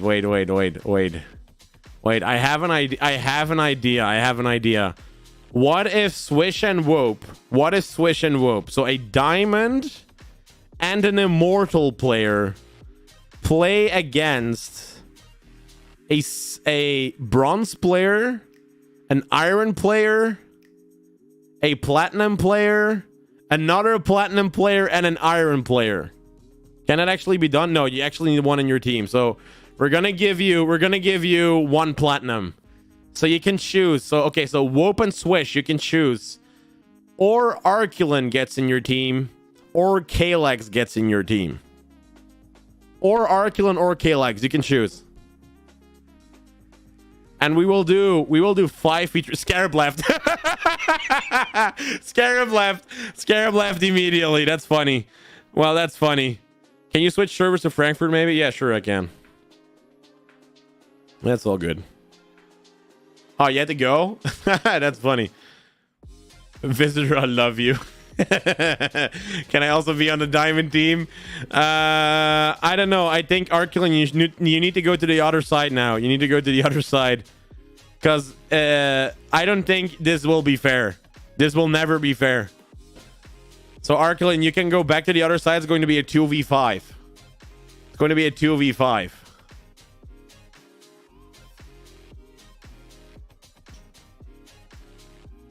So wait. So it's Swish and Whoop against the rest. Swish and Whoop against the rest. We're going to be casting a 2v5. I mean, that would be amazing, right? So Kalex and Benji, get your ass over to the other side. Can you look at my gameplay now and give advice? No, visitor, no. I mean, yeah, well, I mean, this cast, I will look at it, yes. But I mean, like, not go back and look. So, but yes, I will look at what you do. Okay, Kalex, get your ass over to the other side. There we go. It's a 2v5. How? You need to look at this thing, man. It's just literally like you've got like it's gonna be a 2v5 and you've got like guys going to the other side like constantly like 3v4. No, it's gonna be 2v5. Okay, Swish. Yeah, players to choose map. So attackers choose map. Let's do a 2v5. That's gonna be fun. They can choose whatever map they want. That's going to be so funny. They can actually choose the best map that they think is good for 1v1s. Haven? Okay, if you want to do Haven, that's all new. They want to do Haven. Oh, God. He said Ascent? No, he said Haven. Frickin' Haven. Okay, let's do it. So, guys, this game will be a 2v5. The two players that are playing on the 2 side are an immortal and a player that is a diamond, which of course means that these guys are in the advantage against all of these players that are silver, are iron. Well, we've got 2 platinum players that might be able to do something, but they've got an iron silvers in there as well, so this is going to be very good. Now Vital Warship joined. I fucked up my video. Oh, this is funny. What level are you, Vital Warship? An immortal. He's actually also an immortal. Vital Warship actually comes in from Dynasty, my brother. Yo, what's up, brother? He's actually one of the pro players in the Belgium league. He's actually one of the pro players, so it's pretty cool. Yeah, what's up? What's up? You want it is funny. Let's actually Dutch. Okay, so you're Dutch. My bad. But he's an actual immortal player. So okay, here's what we do. So Vitol, you switch with Kalex. Vitol will switch with Kalex.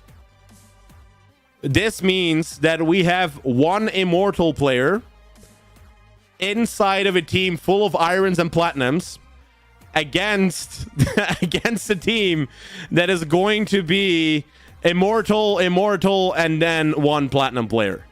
Let's start. I don't think so. Or we could just play 4v4. I mean, that could be good too. 4v4? Out of balance? Let's do a 4v4 out of balance. Let's do that. Definitely fair. Out of balance. There we go. Is this fair? This seems fair. I mean, this is fair. This is good, right? You think? You think? You have not seen Vitol.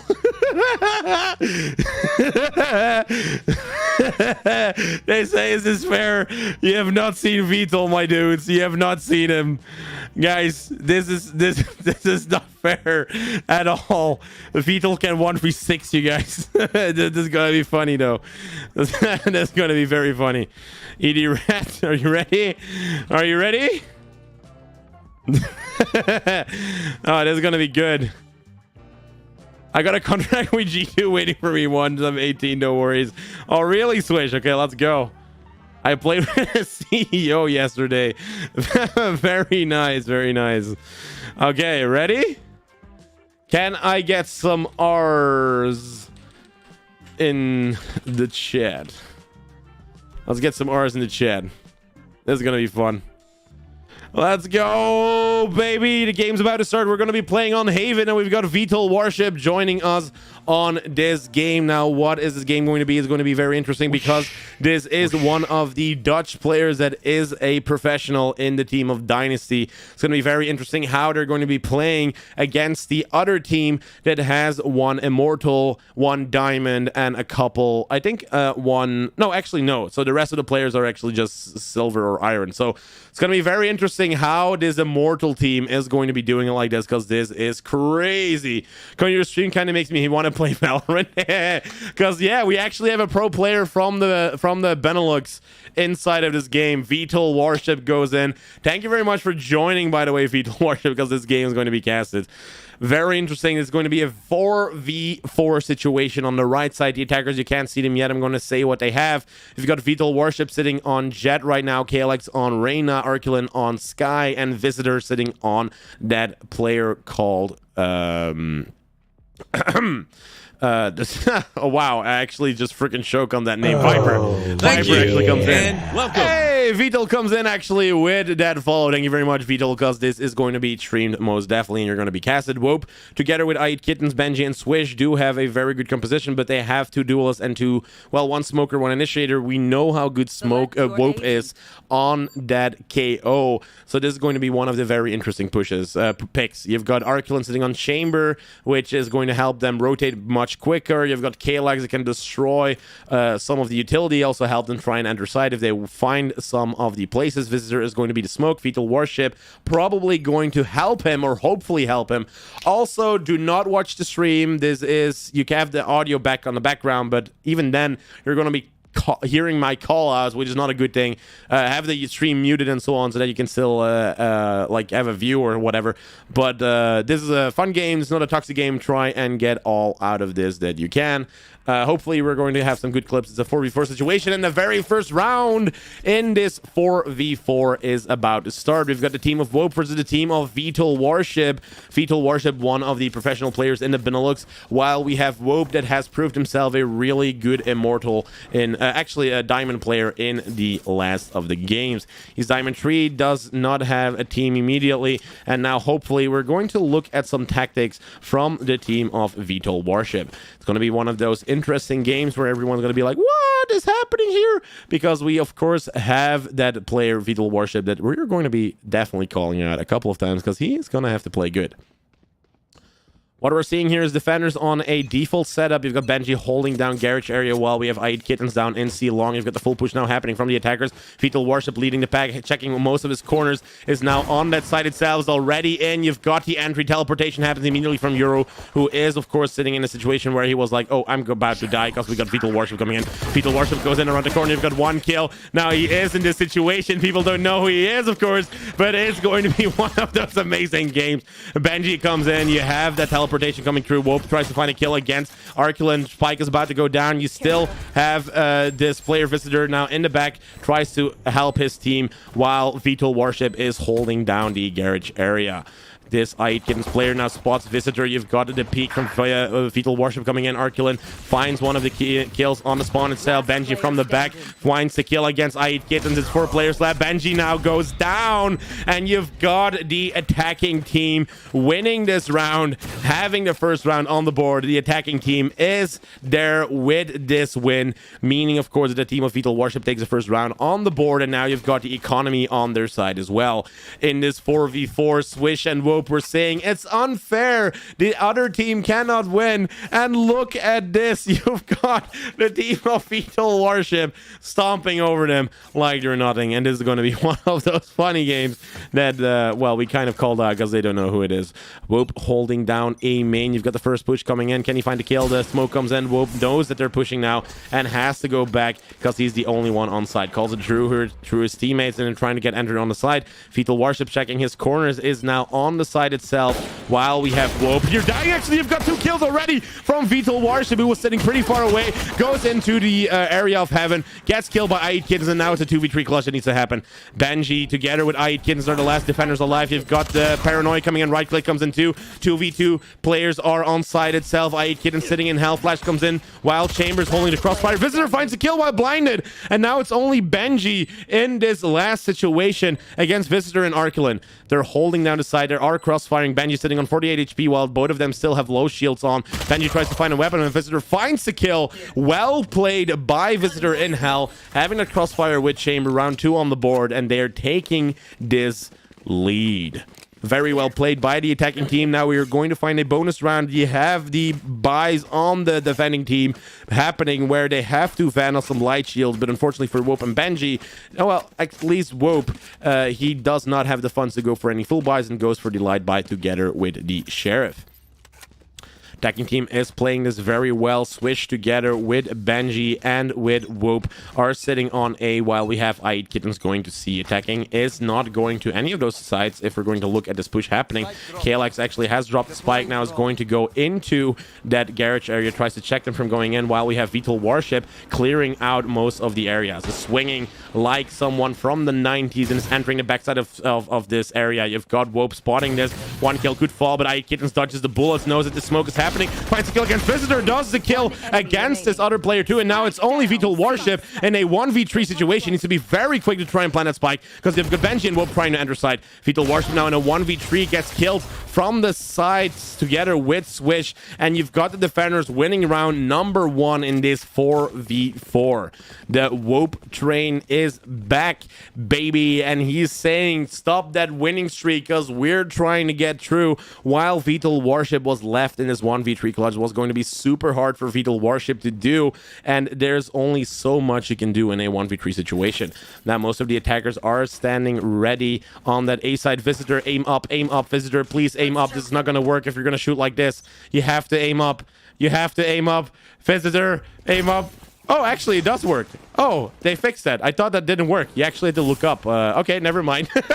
Well, this is still looking pretty good. The wall is up now, giving them a pretty good advantage trying to enter the side. Swish tries to find the kill. Notice he's pretty cool. You've got VTOL Warship now going down. Swish can dash away. You've got another kill falling. Swish actually with the quad kills every single player getting in through A main, and he's got this train going choo-choo. Woo! Actually going through. You've got 2 kills happening, 2 points happening. They are tied up again. The push from VTOL Warship that they tried to do here didn't work out. Unfortunately, you've got this round tied up again.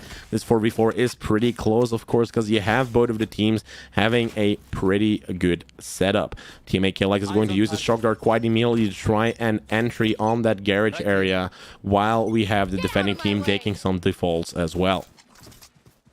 Drone about to come out. They're trying to find any information now. Tries to spot Benji here, who is around the corner, and the spot does happen. Benji is found on B side, while we have VTOL Warship going around on A. Teammate KLX is going to use the shock dart, tries to get any of these damages going in, but unfortunately does not land the shock dart against one of the enemy players. Recon Bolt now comes out too. He's trying to find out where they are. You've got Benji trying to hold crossfire here. Shock dart now coming out, no bounce, meaning that this is not going to happen. You've got this fight happening, VTOL Warship, enemy battle, and unfortunately Swish goes down, but the trade does happen.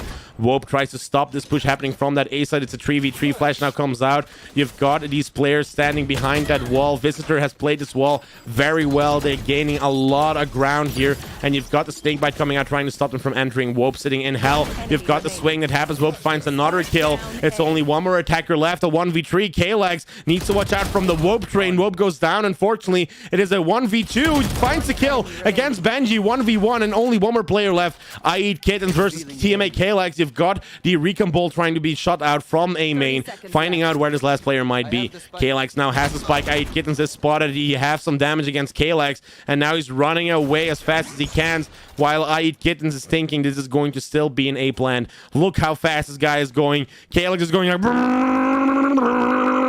to that other side. If he had the stim beacon, he was a Ferrari, but I Eat Kittens still sitting, of course, on that A side, meaning that this is one of those situations now. The 45 seconds are going to kick in while that retake needs to happen from I Eat Kittens. I Eat Kittens and KLX. KLX planning the spike is still on that link side to garage, while we've I Eat Kittens going through the spawn from the attackers. This might be one of those battles that needs to happen on C long. First of the decoys is now being used, trying to say that he is on site already. Recon Dart is now going to come out, tries to spot if he is going to actually be long. You've got this spot now about to happen in the swing from I Eat Kittens, securing that win against the team from VTOL Warship, meaning, of course, that this is one of those situations where now they have the 3 points on 1 point advantage against the team of VTOL Warship. Very well done. Hey, yo, what is this, bro? This is casting unrated players like they're pros. They're doing a 4v4 right now, where I'm going to be a caster above this game. Welcome to the chat. Interesting from ED Reds on that YouTube chat. Welcome to the stream as well. Defenders playing this good. You've got good economy. You've got those Vandals on the area of the defenders, while you have the Vandals also on the attacking side. Well, only there's a Guardian from KLX with some light shield. Full push seems to be happening to C-side. You've got the wall up. Entry is now happening, while you've got multiple of these agents already here. You've got Euro using his ultimate. VTOL Warship actually entering that side and is holding now backside from that spawn. Swing to the right. You've got Benji now. You've got the control of the recoil. One player not on their team anymore, meaning that this attacker has taken the advantage in people, and you've got Visitor trying to hold that backside from C. Defenders are coming from their own spawn on that C side. You've got the drone that has spotted them. You've got both of them trying to entry right now, while Wope finds the first kill against VTOL Warship. Swish and Wope trying to enter that side. The flash comes in. You've got a lot of things happening. Both of them flash, finds one kill. Trade happens, and now they can defuse the spike together with I Eat Kittens, who held the crossfire. Well played by Swish and Wope, entering that side together on C, and you have round 4 secured with 2 points advantage for the defenders. Seems to me that the Wope train is still going strong. Now they have the swish sounds coming into, and these 2 points, meaning that they are 2 points in advantage, is going to put a problem on the team of VTOL Warship. Now there's only so much he can do. He does the entry very well. His team, of course, are a couple of irons and silvers. He needs to coordinate very well, even though he's a pro player, together with Swish and Wope that are on the level of diamonds, together with a platinum player too. So we've got the Vandals out on the defender side, while on the attacker side they're trying to save, while VTOL Warship does have that Phantom. Wope holding the A main angle while he has to go back now with the Hunter Fury coming out. First spot happens. You've got some damage against them, and this star player goes down. Swish almost gets spotted as well, while we have Fetal Warship already in garage. Swish tries to go for a more aggressive play on A short, doesn't find anyone yet, while the rest of the players are thinking this is still an A push. Look where that spike is going. It is going to be, while we have Fetal Warship clearing out C, this spike about to be planted on that B side, while we have Benji that actually, wow, Swish! What did Swish do? I don't know what Swish did, but holy hell, what a play. Gotten that kill probably out of that window, finds both of those players, now makes it a 2v2. You've got the spot happening from I Eat Kittens. The smoke comes in, dash comes in through. You've got this kill now. It's a 1v2 for Swish. Gets in on that side. You've got the two duelists. They're playing this very well. Arkelin holding the angle against his last player and finds the kill with the tour de force. Round number 3 on the attackers. The train of Wope has been stopped. It has been halted because he has technical issues, meaning of course that now round 4 is still on for the defenders and round 3 for the attackers, getting a little bit closer. Only one more point until they're tied up again in this very first attacking half. Attacking team playing this very well. They're trying to talk about strategies on how they're going to counter out this defending team, who are playing this like they should. Wope together with Swish are sitting on A side, while we have Benji sitting on B, and you've got I Eat Kitten sitting on C. The push seems to go towards the garage area. I Eat Kittens has to watch out now. The entry is going to happen. Fetal Warship actually almost dies. There's a lot of damage against Fetal Warship, while we have this Euro player trying to hold down this angle. Now, of course, Visitor sitting pretty close to that B side. You've got Benji being spotted by the drone, trying to get a kill against them. They're not going to do anything against it yet. Kalex, together with the rest of the team, is going to follow the direction of Fetal Warship, who's clearing out this A area, while the other defenders are sitting on B. Wope has this, knowing him, trying to get the read on the numbers, reads the numbers, but cannot execute it, while now the smoke comes in. He's got Fetal Warship, who has a pretty good one-way smoke, I would even say, where they couldn't see him. Sitting down on the box, they've got the entry of Jet. Kill almost falls. Swish finds one kill, unfortunately gets traded. Only one defender, two defenders left, one in heaven, while one is trying to get from the backside. Benji dodges that shock dart, and they need to watch out for multiple angles. I Eat Kittens tries to get in through the back. Benji goes down. Only I Eat Kittens had left. You've got this player Chamber now trying to get that kill. Karkulan is holding down A short, while you've got I Eat Kittens sitting down in A main. You have Fetal Warship holding this angle pretty well. If he tries to get through, I Eat Kittens is in a very big pickle, needs to watch out how she's going to be playing this. This is now a play against Kalex, and Kalex finds the kill. Round number 4 for the attackers. They have tied up again and are only 4 rounds away from the second half. This is one of those games where they told me this is unfair, but just look how balanced the team is. Winning one round on the attacking side, winning one round on the defending side.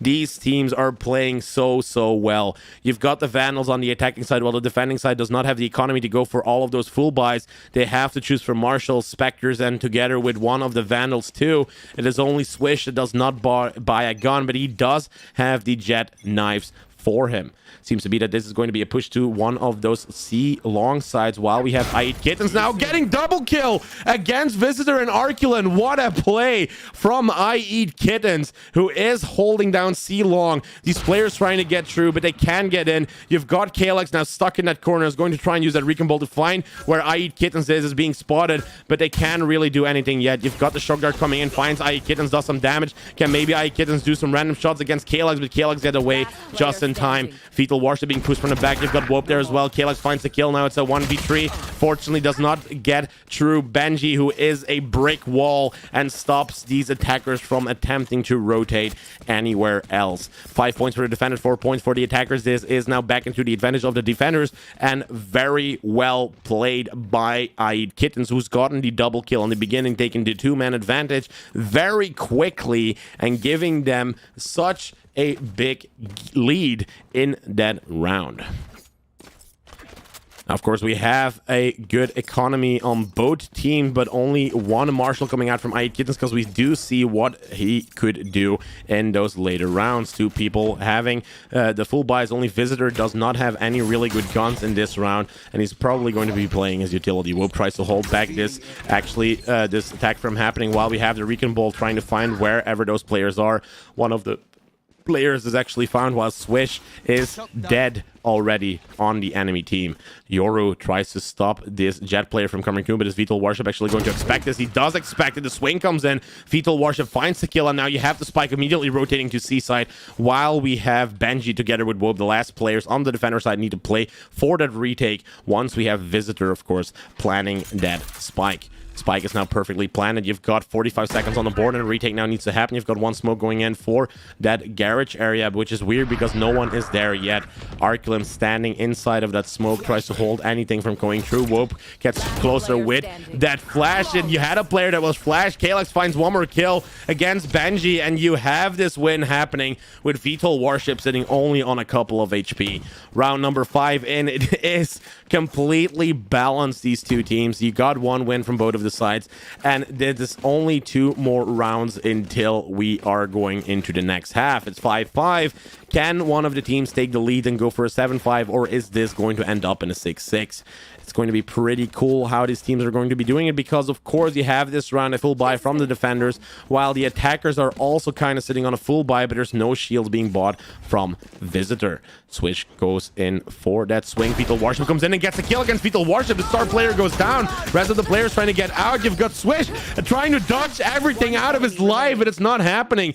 Wope finds the kill in the crossfire, and you've got the defenders now in the man advantage. 2 more extra men on their side. Arculin is trying to hold short in case that we have Wope trying to push through. Some flash goes in against himself, and he's going to be playing this very, very slowly. Spike is still sitting there. Wope is like, hey, you're not going to be baiting me out, while Arculin is sitting on that A main section all by himself. 2 of the other players are trying to hold him off. They don't know where Arculin is yet. They actually have no clue that he's actually sitting with that Spike, and they kind of have that thinking of where could this Arculum player be, because as long as that Spike is sitting there, they're like, oh, he's not in this area somehow, and Wope is still watching out for this. Now the first push is going to happen here. Arculum going to swing around that corner, and you've got the kill. Wope getting 3 kills this round, secures round number 6 for the defenders, and this means that they are in the position to actually take the lead against this attacking team. This was a good try from the attacking team trying to go for a full push on A main, but you've got Wope together, of course, with Swish holding this area, the 2 star players that they're going to fight off in the very beginning. Vital Warship is now ready, is making sure that his warship jets are going to be flying towards his target and make sure that they do hit it. Benji together with this I Eat Kittens player are now in a position where it's going to be very important to try and defend the side, because they kind of know that this anti-strat is now going to be happening. I Eat Kittens sitting on top of the box. Vital Warship actually doesn't know that it's happening and can dash just away just in time. You've got 70 HP, going to look at the top. You've got the ultimate from Yoru happening immediately. Benji tries to get a kill against this player inside of Garage. Swish tries to swing through. Visitor finds the kill. You have these players that are still trying to get control over the side, while we have Yoru teleporting away. Vital Warship together with the all the players on side of that side tries to find out where this player is going to be, but you've got I Eat Kittens finding the kill against Vital Warship. It is a 2v2. I Eat Kittens comes in with that flash grenade against them. Wope needs to watch out because he's going to be entering here, finds the kill against Visitor, and the last of the attackers fall. Round number 7 on the defenders. 2-point lead. They win this very first half of this 4v4 game, and now we're going to have a message of our sponsor. We have no sponsor, but we're just doing Doritos, because Doritos should be sponsoring JNacho. Doritos are the best Doritos, and are always there with the salsa and the Doritos. And have I said salsa and Doritos before? Doritos, nacho flavor. That is definitely, or should definitely be, your sponsor, one of the best sponsors out there, because at some point that has to happen with a name like JNacho. Am I right? Am I right? Am I right, chat? Let me know, chat. Let me know. This is gold. This is definitely gold. This is one of the best traps. Well, let's see how this is going to go. You've got these 4 players trying to go from attack, while you have the 4 players on the defend.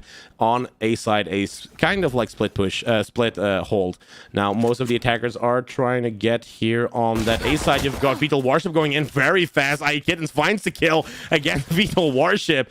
To be honest, actually, a pro player in the Benelux scene is being killed right now by a kitten, which is meow, meow, and then actually meow gets that kill. Rest of the defenders now going actually to C long. You've got the first fake coming in. You've got one of the attackers actually going down, while we have Visitor killing I8 Kittens, who had his teleport down. But look at the attackers going to A side. They have complete free side. They can entry for free. Wope together with Swish now get found out by the enemy chamber. The ultimate orb is being captured, which is very nice for them to get that spike down too.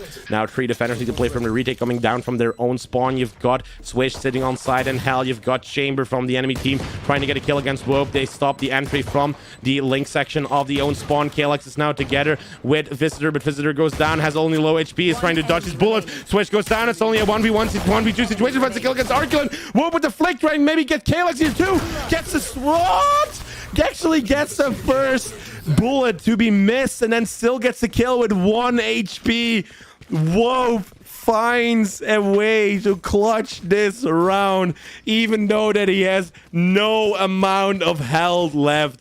Wope, the machine, wins this 1v2 with only 1 HP on that board. 8 points already and 3 points more to go. This 4v4, what a game this can be. It is impossible for any of these teams to actually try and get a win, even though he had 1 HP left.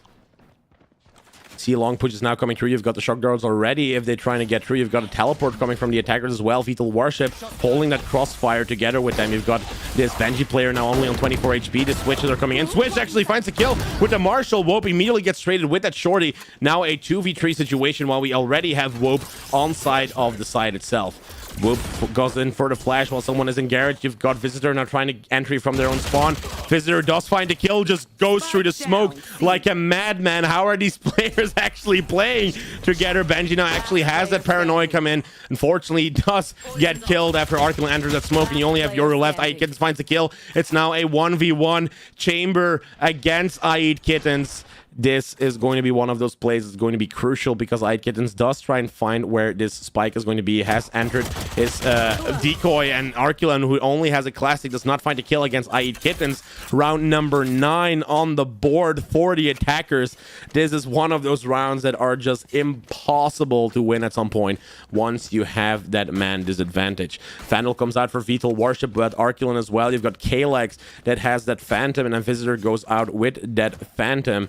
The Ghost, while we have on the attacking side, you've got some Vandals, well, 1 Vandal ready together with 2 Spectres and like a Sheriff. So this means that long-range fights should be won by these defenders as long as they try and take him, and the defenders need to play for this short range if they want to take advantage of the weapons that they have. Kalex is sitting pretty close, meaning that the weapon advantage could definitely be these players that are going to try and enter. Now, I8 Kittens is going to check out this corner, finds Vital Warship sitting, actually, Kalex sitting there, which is not that good, of course, for these players. Visitor does try and find one of the Vital Warship does find one of the kills, and now he needs to play for a retake that might happen soon, but the spike is not with them. Vital Warship kind of killed the player that was supposed to take the spike, and now you are in a situation that is pretty tough, you know. Swish is able to grab that spike together with Wope. There's only 1 more enemy remaining. Vital Warship goes down after I8 Kittens, who's lurking around everywhere like a Euro player should, does find the kill against him. Arculin sitting down here with I8 Kittens. You've got this situation now on the hands, and look where the teleport brings him. Immediately back to that spike. He had this calculated while that lurk was happening. Arculin is like, where the hell is this Euro player, man? This Euro player was in mid. I know he's in mid. No, man. Euro is already on C side. He's got his teleport on. What a play from I8 Kittens. He is playing this perfectly fine. Swish, of course, together with Wope and together with I8 Kittens on that spike itself. Clock is ticking. Arculin comes in from the own spawn of the defenders, doing his first swing. Can get the swing, unfortunately, on this I8 Kittens player, while we have Wope securing that kill. Round number 10 on the board. 5 points in a row have been won for this attacking team in this 4v4 play. 2 more to go on match point. They are on a winning streak, and the Wope train is going full swish, swish, and whoop, whoop to that target area where match point is going to be. Attackers have to find a way, I mean, defenders have to find a way to stop these attackers from entering on side and or playing that retake. And you do see kind of a force buy coming in. Guardians, Light Shields, one Vandal, and then that Sheriff on Vital Warship. If he can hit his shots, that it could be one of those rounds that actually could be won. Aid Kittens actually gets him through that area of the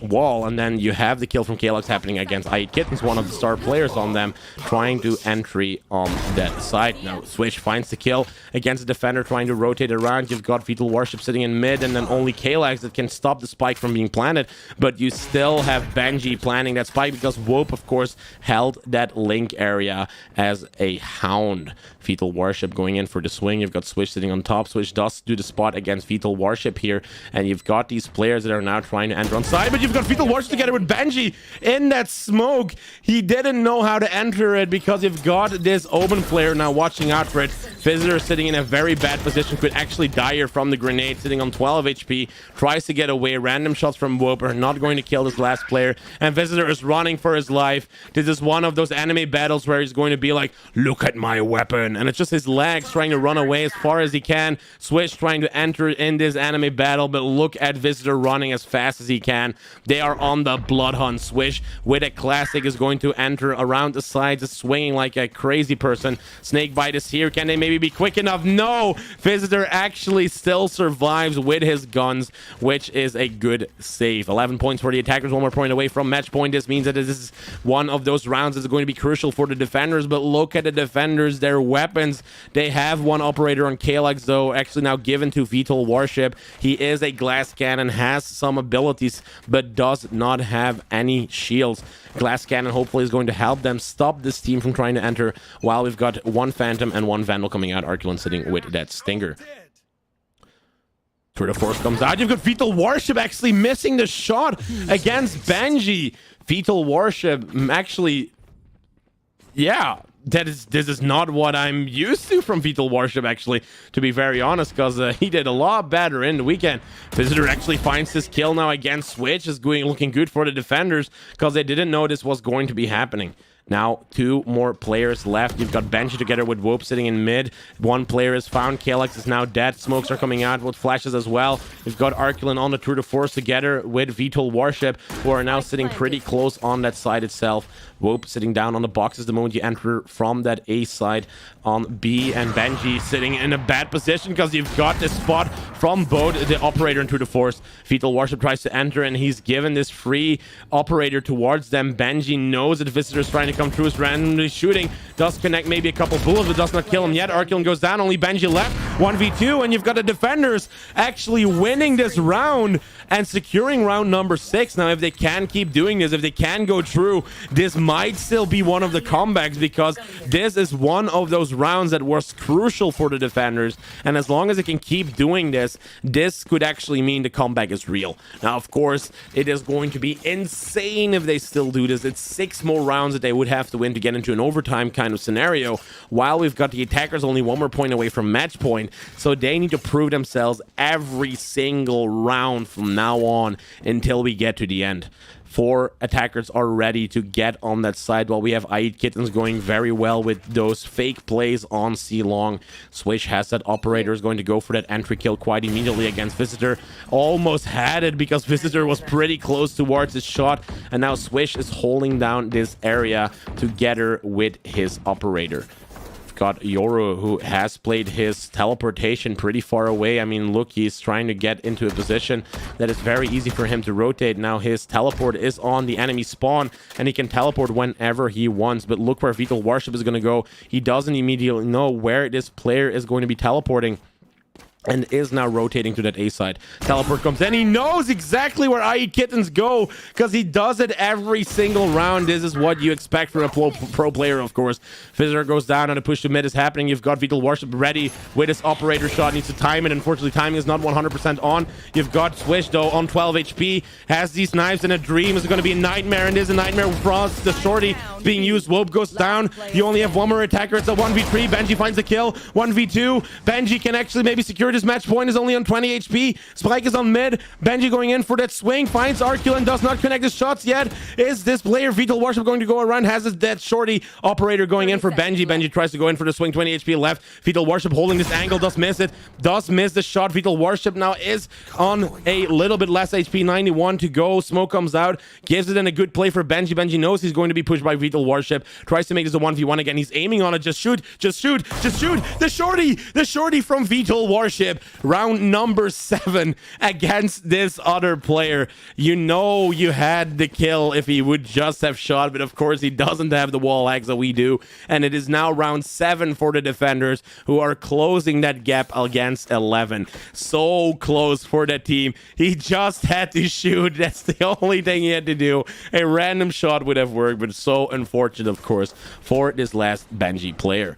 Now round 11 for the attacking side, round 7 for the defending side. They have proved themselves. They've got an operator, Vandals. They've got good economy. And on the other side, you have Switch sitting on that Marshall.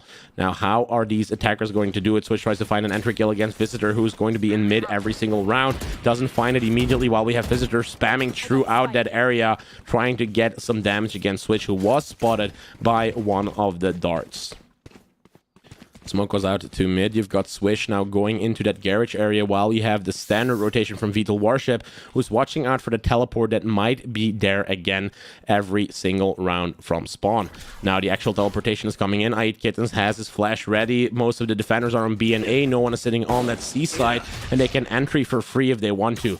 I Eat Kittens now sitting pretty close. They've got the spot coming in. Find 1 kill, find 2 kills by I Eat Kittens after the teleport, and you've got the man advantage now immediately to these attackers. Vital Worship together with Arcula now have to do it all by themselves. You got Vital Worship entering with a nice find skill number 1. Can whiff a couple of them. Swish very close to dead now, but no more knives for Vital Worship. Grenade comes in. Only one more enemy left. It's a 2v1. Only Wope left in this 2v1 clutch. Can Wope do it? Wope sitting on side. You've got the entry from both sides coming in. Needs to try and find these 1v1s. You've got Vital Worship on the hunt. Knows exactly where Wope is. The shorty comes in. The shorty comes in. Misses the shorty. Knives comes out. Can the knife actually kill it? The knife from Wope actually gets the kill against Vital Worship. Round 12 was won by a knife fight. What is this pro play from these unrated players? A knife fight for match point. Are you kidding me? What is this round? You have Wope finding the kill against Vital Worship after he misses and whiffs both of the shorty shots. Actually, the knife fight for match point, and you've got the attackers only 1 round away from winning this open qualifier. Very well played by Wope in this 1v2 clutch. 4 attackers ready. They know what they have to do. It is only 1 more round until they win. And look where Vital Worship is going to go. He's going to go for the aggressive play. You've got 1 kill already. Tries to dash away. Is being blocked by the wall. It's a 4v3. You've got the attackers that are still sitting in their own spawn. Vital Worship is hunting blood after that knife kill came in. He knows he wants to redeem himself. Goes through the wall. You've got a teleport happening. You have the spike on them. Swish knows where this Vital player is going to come from. He's playing seriously. Finds the kill against Swish. Has the timing right the moment he enters through his own smoke, and now it's a 2v2 again. Arculan holding down the area to enter on A side itself. He's still sitting in that lobby while we've got Swish together with his KO player, of course, Wope, that need to do this all by himself. They are playing together. They know they're coordinated. They're trying to enter on B side while we have one of the defenders happening. You've got Kalex that can now try and get the kill against Swish. It's a 2v1. Kalex needs to do this all by himself. Can he maybe get the kill? And you've got Wope holding the crossfire, and the attackers win this game. What a round, what a match, what a play. This was one of the crucial rounds, of course, for them, because this was going to be one of the rounds where they would win this match. Very well played by both teams, definitely by Vital Worship, who is now second on top. He's got 19 to 15, while Wope sitting on 24-11. These are really good players, and that's what we saw. Then Vital is literally one of those players that did a really good round, and of course, with a couple of them, the shorty against Wope in the end, a knife fight, a match point that was decided by a knife fight. You cannot come up with this. You cannot come up with this. What a match. What a match. Great play. We've got Trap saying on YouTube, what a match. Well played, everyone. On Twitch, we also have players saying, what the hell is this, bro? Dead ass, I played bad. Very well played by both of the teams. This was one of the better custom games that we've had as well. well on this stream. And I would like to thank, of course, everyone very much for this play. Now, we're going to be going into unrated games now, or competitive games, depending on what the chat wants. And we're actually going to be casting that competitive or unrated game while we are playing ourselves. Of course, doing some, you know, community farming. That's how you do community farming, but also giving people a lot of cool nights, you know, cool evenings. They are on Valorant trying to have a fun time. You've got toxic players, and then suddenly this caster comes in and is like, hello, which is of course going to make it a lot more fun for a lot of people. I killed you once, it means I'm a pro now. A lot of players were like, oh no, I see Jet. Oh no, Jet is hunting me. That is going to be a lot of fun. You can always rewatch it on Twitch. You can always rewatch it on YouTube, now live already, where you can rewatch the gameplay. It was very fun to cast this 4v4, but now the chat has to decide, are we going to go into unrated games or a competitive games? Do you have some tips for me now? Well, Visitor, here's the thing. You played well. I can give you tips if you played well. You actually played well. You had a double kill with the Marshall. You know? This was going to be fun, bro. I mean, this was crazy. No, you played good. You played good, Manji. You played good. I know, right? For your information, this is a joke. Casting and Comp won us 2 rounds. Oh, that is true. That is true. This is funny. Skill difference? Well, might be. It might be, Whoop. It might be. I didn't use a Marshall the entire game. Mistake someone. Oh, I don't know. Like, I know. Weren't you? Oh, yeah. You were a Viper. I Eat Kittens had the double kill with the Marshall. I Eat Kittens had the double kill with the Marshall. Well, I think you played your smokes right. So here's the strong part, right, Visitor? From what I've noticed, what your biggest strength is in the team. The biggest strength in that last game, as an attacker, your smokers were crucial. So your smokes were placed in such a way that you could enter the site without any of the defenders trying to look at you on A. So you had like a specific angle on a smoke so that you could enter site safely, and that enabled VTOL Warship to enter A site every single time and then use his smokes to try and enter it. So your smokes, your Viper wall is great. Where you need work on Viper, definitely on Haven, is your defending side. You're doing the same thing over and over again. You go to mid, you do something on mid, you try and peek window, you peek window every single round, and then Wope tries to, of course, punish you for doing the same thing over and over again.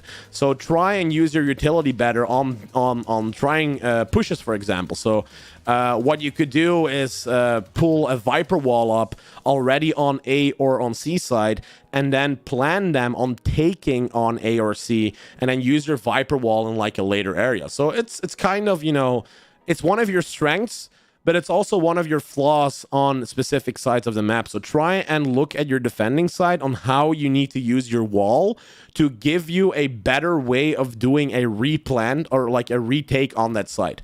Because your attacking side is okay, Visitor. Like, you're helping your team, you're doing your job, what you need to do. But on your defending side, I feel that you have more capabilities as one of those smokers. So most definitely, that is one of those things that you need to do. Subscribe? Well, you can try and subscribe, but I think it's tip that you need if you want to donate something. Because on Twitch, you can, well, subscribe right now. You kept messing up your jump swish? 2-0 in a Nacho customer going on a streak. Well, Whoop, you are a train. I've told you that. You are most definitely a train here in one of those things. Good casting, by the way. Oh, you were listening, VTOL? You were listening? That's cheating. That's cheating. You can't cheat. That's funny. Well, you can always watch back. It's the entire game that's going to be casted. You have got a couple good plays in there as well, VTOL. And the one where you knifed Wope at the end, 100%.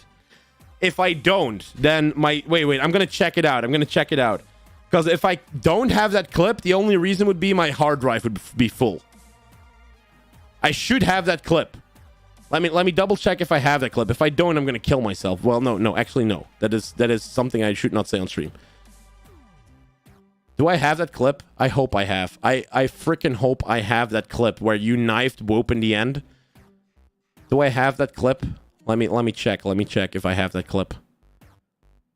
I so dead ass hope I have that clip. Benji can actually maybe secure this match point is only on 20 HP. It's like literally at the end. Oh, do I have it? Do I have it? It's only Wope left. Yes. Okay. Oh, I got it, baby. That's gonna be a TikTok. Should we do it live? Should we actually do it live? Because that was a good one. That was amazing. Like that was one of those things. Oh, let me put it on screen for you. Let me put it on screen for you. Let me put it on. It's too good. It's too good. You have to listen to this. It's too good. it's going to my other computer. It's like I'm sending it over. It's like 10% done. I will show you the clip. It is too good. It's amazing. It's one of those clips where I'm gonna be like, that's gonna make me popular on TikTok again. It's it's so cool. I kept messing up my jump. Stream sniper, definitely 100%. He was a stream sniper. That was so funny. Like I'm just looking at the clip here on my other screen. It's hilarious. It's hilarious that happened. It's hilarious. Literally match point was decided by a knife game because none of the players had bullets in their guns anymore. It's so funny. It's so funny. You're gonna see. It's 60% done. I'm gonna put it on the stream. You're going to see it. That's so funny. Calling me out for stream sniper. Well, that's on YouTube. He's calling you out. That's on YouTube. He's calling you out, VTOL. Being better in knife fight is being good at the game. Well, apparently that is because he actually got match point because of it. Okay, clip is almost done. 95%. And it should be done. Okay, I'm gonna show you. Whoosh. Okay, listen to this. Listen to this. Wait. I'm gonna exit Valorant for a second because you're gonna keep hearing Valorant. Benji can actually maybe secure this match point. Is only on the hunt. No, okay. Look. Okay, so look. We're gonna look at this from the beginning, right? We're gonna look at this from the beginning. So you have look at this, right? You have a 2v4 situation. 2 defenders against 4 attackers, right? You've got Wope entering throughout. You've got VTOL entering throughout the defense from his own side, while we've got Chamber trying to get through garage, right? You've got VTOL Warship entering. You've got the knives out, so you've got VTOL Warship missing his first knife against Benji. Then he's like, bruh, I'm missing my knives. So now I'm just going to recalibrate, take his time against Benji. Like, no joke. He takes his time against Benji. He's like, okay, and now I'm going to shoot. Gets the kill against Benji. With the knife, finds kill number 1. Finds the kill against Benji. So now he still has 1 or 2 knives left, right? Wope here. He has not hit him yet. Now look what happens. He's going to use his knives, but he doesn't have enough to kill Wope. So Wope is still alive because he didn't have an extra knife here. Can whiff a couple of them. Swish. Oh, against Swish, actually. So Swish gets the damage. So now look at Chamber on the map. So Chamber is here on the map trying to get a kill against these other guys. Very close to so you've got now, Chamber now holding garage. You've got now Jad going down. So Jad is now down. And now it's a 1v2 situation where Wope is in a major disadvantage. Major disadvantage. Because he's on low HP. Well, lower HP a little bit as well. So now look what happens. He left. It's a 2v1. Only Wope left in this 2v1 clutch. Can Wope do it? Wope sitting on side. You've got the entry from both sides coming in. Needs to try and find these 1v1s. You've got VTOL Warship on the hunt. Knows exactly where Wope is. The shorty comes in. Misses the shorty. Knives comes out. Can the knife actually kill it? The knife from Wope actually gets the kill against VTOL Warship. Round 2. This is too good, bro. This is too good. You actually have Wope finding the kill while he was at a disadvantage. The only reason he was in an advantage was because the smoke went up. The smoke from VTOL went up, giving him the area to actually try and find a 1v1 against this player entering from garage. VTOL comes in. He's like, I got a shorty, bro. I got a shorty in a dream. And what ends up happening?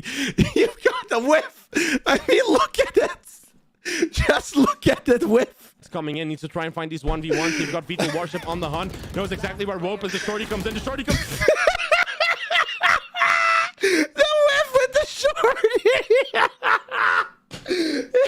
It's called Shorty for a reason. You got a rectangle this big, this freaking big, and you miss it.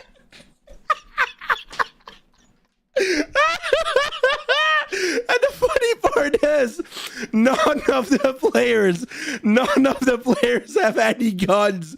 So what they do, they pick their knives out. It's like, fist fight it, bro. Just fucking fist fight me. Misses the shorty. Knife comes out. Can the knife actually kill him? The knife actually gets the kill against Lethal Warship. Round 12 was won by a knife fight. What is this? This is the best thing I've ever recorded in a pro play kind of scene. Bro, thank you for that clip. Thank you. They secured match point with a fist fight to the death, even though that there was no way Whoop would be able to win this if the shorty didn't miss and the smoke wasn't played. That was so funny. Oh, that was so good. I love it. That's gonna be a TikTok clip, 100%.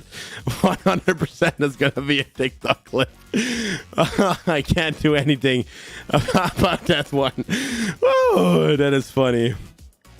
Oh, that was good, guys. Thank you very much. I knifed them. The knife difference. What's up, Captain Flo Chapka? How are you doing? Well played. Vital, thank you very much for joining the stream, by the way. For people that don't know Vital, Vital is one of the pro players in the Benelux scene that I actually have casted over the weekend. The last qualifier was the last weekend. They were unfortunately in 9th place, meaning that they weren't qualified for the next couple of rounds that are going to be happening in the Rumble stage because they fell 1 place short. So they lost one important game where it was insanely close again. It was like overtime, and then this team won and that team won, and then it was crazy. And then unfortunately the second game they were stumped though. But that first game, oh my god, that was good. That was actually one of the best games that I've actually casted. If I'm gonna have a resume, that is going to be 100% on my Dutch resume, because that game was amazing. The cast was good, the players were good, you had the momentum, you had the energy in it. It was one of the most fun games that I've ever casted in my entire Dutch life. And I've only been casting for 3 weeks. So, I mean, it's pretty close, but it's like, you need to know I've been casting for 6 months, you know, like other games, but that one was supreme. That was good. Whew. Now, actually, let's get into an unrated game. Let's try and see how these players are going to go. Let's see how these are going to do. I'm going to drink some water. I'll be right back. By the way, your English is perfect, bro. Thank you very much, Vital. Thank you. I've practiced a lot on it. I just tried to do British English, but it doesn't work anymore.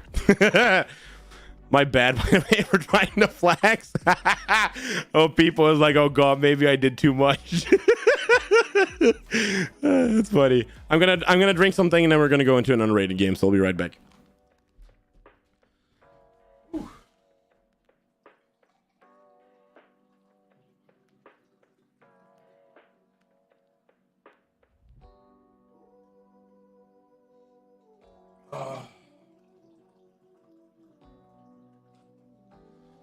I needed so much water, guys. Just insane. Just insane.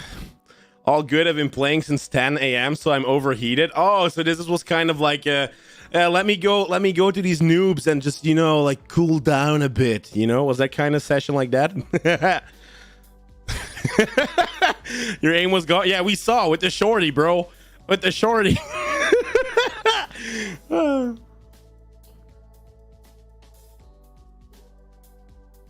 Oh, that was funny.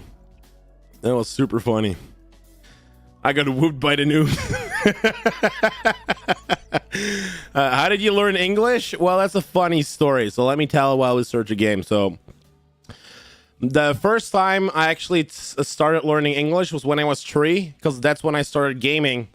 And I didn't understand English until I was 12. So every time I saw like continue on my screen, it was like continue. Bro, what the fuck does that mean? You know, like I had no freaking clue what English was. Like for me, it was just like Chinese letters. I didn't know. And then at some point, a game came into my life, and that game was called RuneScape. And RuneScape changed my life. Well, actually, let me just DQ for a second, because The reason why RuneScape changed my life is because RuneScape made me a man. RuneScape made me a man. I was a boy, but RuneScape made me a man. And you want to know why RuneScape made me a man? I was level 30. And I was playing for Black Armor. And Black Armor was very expensive at that time for me as a new player that didn't understand the game.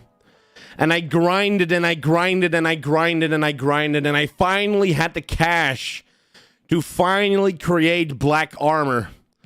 And me as a 13-year-old was so happy with this Black Armor.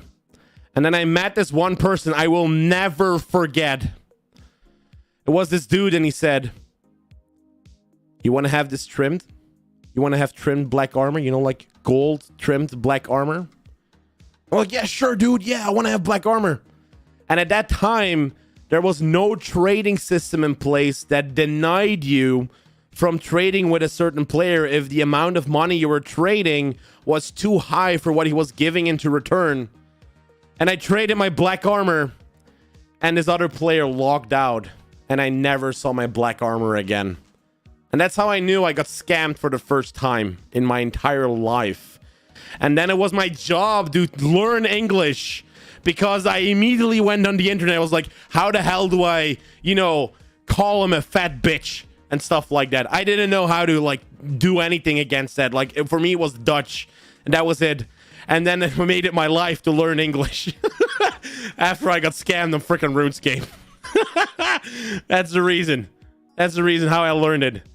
That's how I learned English. And then I started playing Call of Duty. You know, you get into Modern Warfare 2 kind of vibes where everyone has sex with your mother and you have everyone noob tubing you from across the map and getting nukes after doing an elevator glitch outside of freaking Karachi. That's the stuff, man. That's the stuff where I learned English. Where these other players were like, yeah, I did this, and I had to come back somehow against them. So the only reason I learned English was to make sure I could insult my enemy after I won against those bitches. That was my main reason.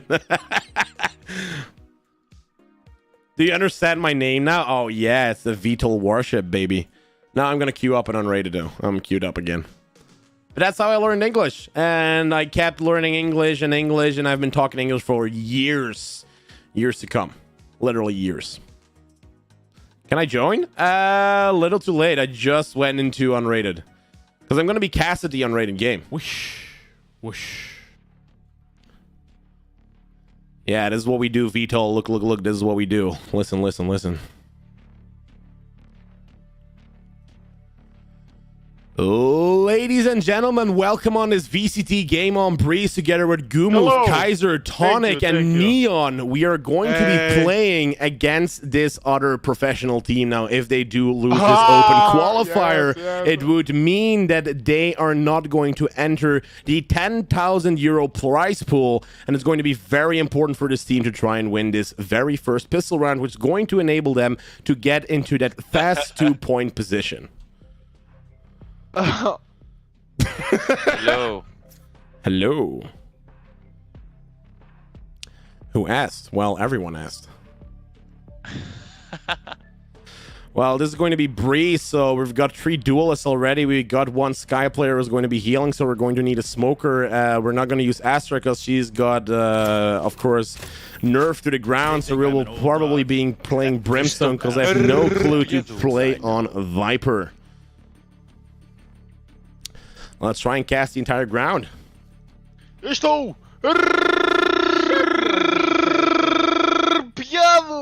got the same Neon again. We got that same Neon again. It's like, shut your ass up. Wait, they don't want to play Breeze? Bro, someone actually didn't play Breeze. They didn't want to play. What is this? Okay, Vital, get in. Get in. Okay, get in. Okay, get in. Wait, request has been removed? Okay, he's actually in. Okay, let's try and get into a lobby. Let's do an unrated game together with Vital. Let's see how this is gonna go.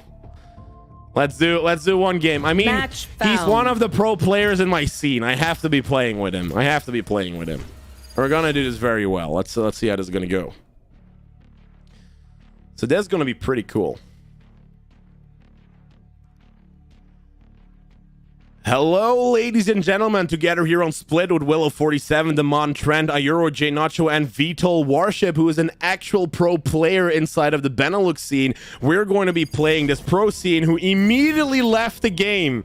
Immediately left the game. What is this? Nobody wants to play? What is this shit? Immediate dodge after I start talking. Immediate dodge. This is so funny.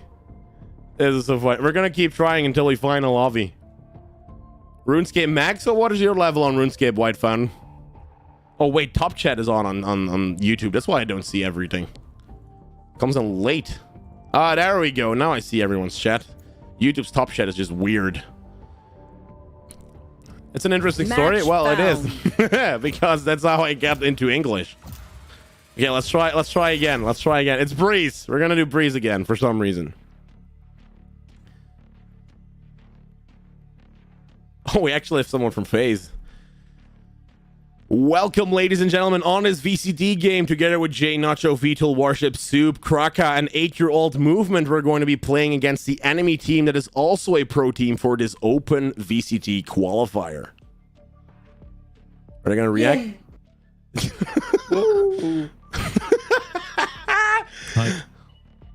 What team are we playing?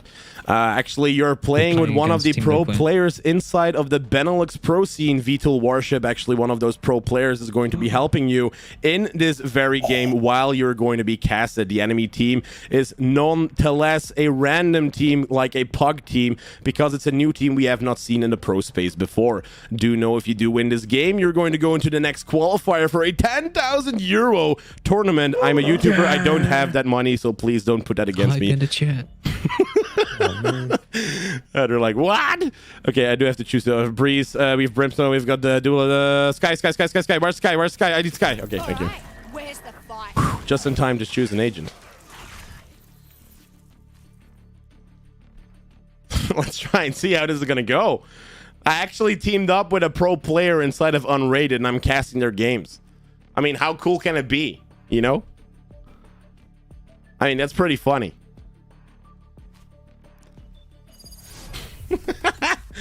Vital Warship doesn't know that I actually cast the entire freaking round, and he cannot hear shit. He can't hear anything.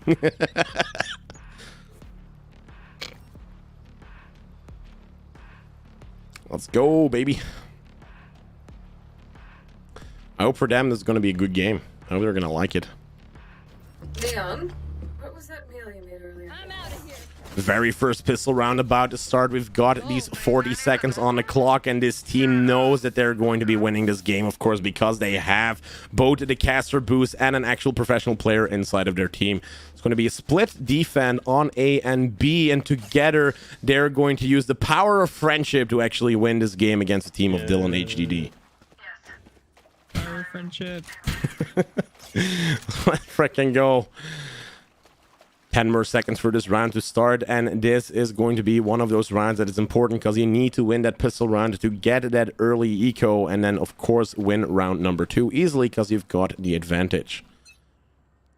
Round is starting. No info yet on that A side. Oh, Movement can actually get 2 of these spots already in Cave. Nacho on 13 HP, and you've got Race for a very aggressive push. It's now already getting 2 kills, being traded by Dylan HDD, and it's only a 4v3 situation now on that A side. Nacho comes in, of course, with that trade, and now it's a 2v2. A push is still happening, and the rest of the players are rotating around. Kraka inside of Cave already tries to get him from backside while we have Soup on the side itself. Spike being planted. It's a 1v2. Kraka gets 1 kill. Now only 1 more to go. 20 HP in a dream. Can he do it? Spike is down. Guts. Oh, goes unfortunately for a fast play. And you've got Brains with the last kill from Sheriff. And the enemy gets round number 1 on the board. Pretty nice try, pretty close play by Neon. Almost clutched that round all up by herself and faced Kraka. Definitely one of the better duelist players that went in for the lurk, but unfortunately couldn't get it to its maximum potential. Nacho, you're a streamer. I feel like you should stream. Well, I'm an actual caster for VCT, so Let's try and do it, baby. Nice. One more actual game is being happening. You've got Vital Warship immediately down by that Marshall shot, and now you've got the two defenders that need to back out because they are feeling a push coming in from backside. No information yet on A, while maybe on B there is multiple teams already pushing.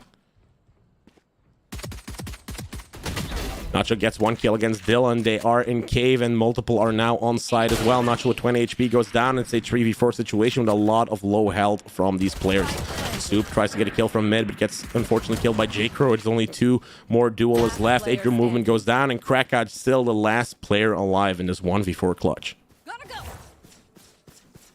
22 HP, goes in through double doors, is checking his left and right corner, finds Ray's grenade, comes in inside and can dodge it just in time.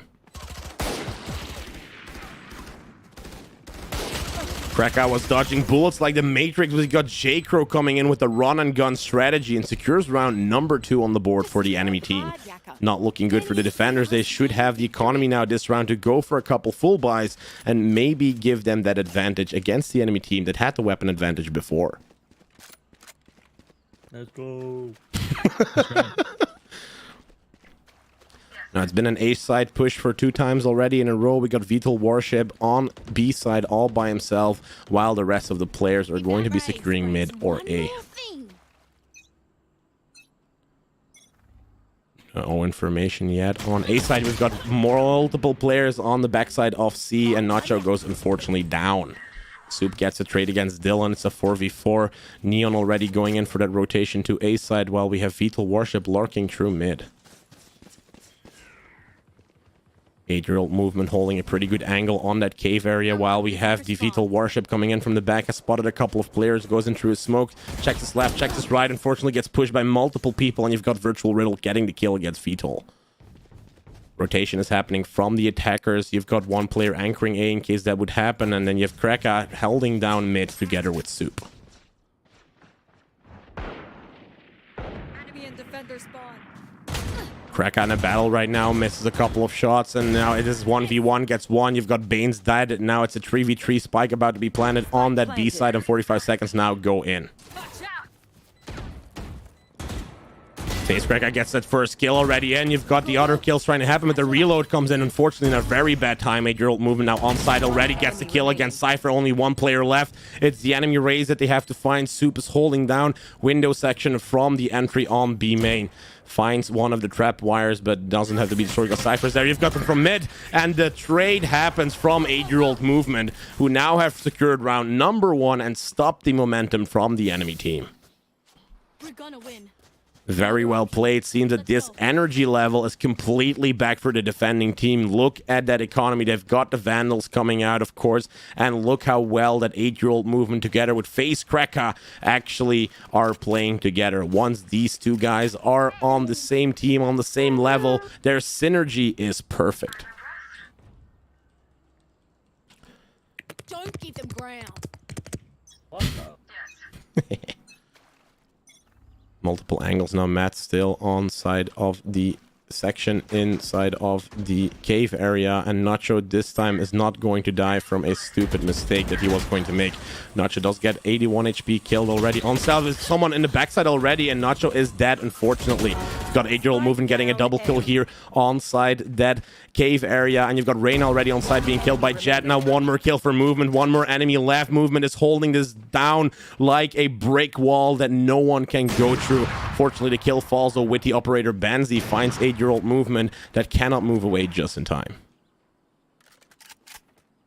Vital Warship tries to go in for the kill, switches his weapons, now tries to get this kill against Banze and gets that revenge kill from 8-year-old movement, because who tries to kill an 8-year-old with an operator? Okay, I only have like 78 grenades left. Hopefully that's enough. Redemption comes in, round number 2 on the board, and they've tied it up again, which is what you of course need from these defenders. All of the Vandals coming out, Vital Warship finding that free operator, which is good for the economy of the defenders. My ult's not ready. Don't choke.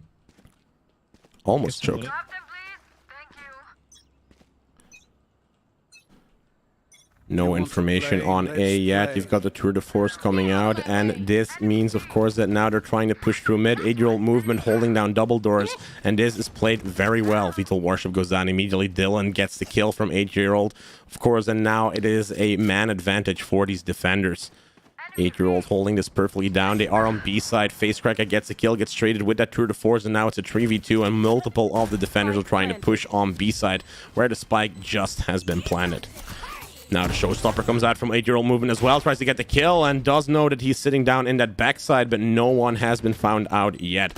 Race is still here with that Vandal, with that Marshall. Kills get found, last player falls too, and 8-year-old movement with 3 kills this round clutches everything up with that defuse, of course, happening in a very good area. Round number 3 on the board. They have that first point now inside of their bag that gives them the advantage on the enemy team with 1 point in advantage.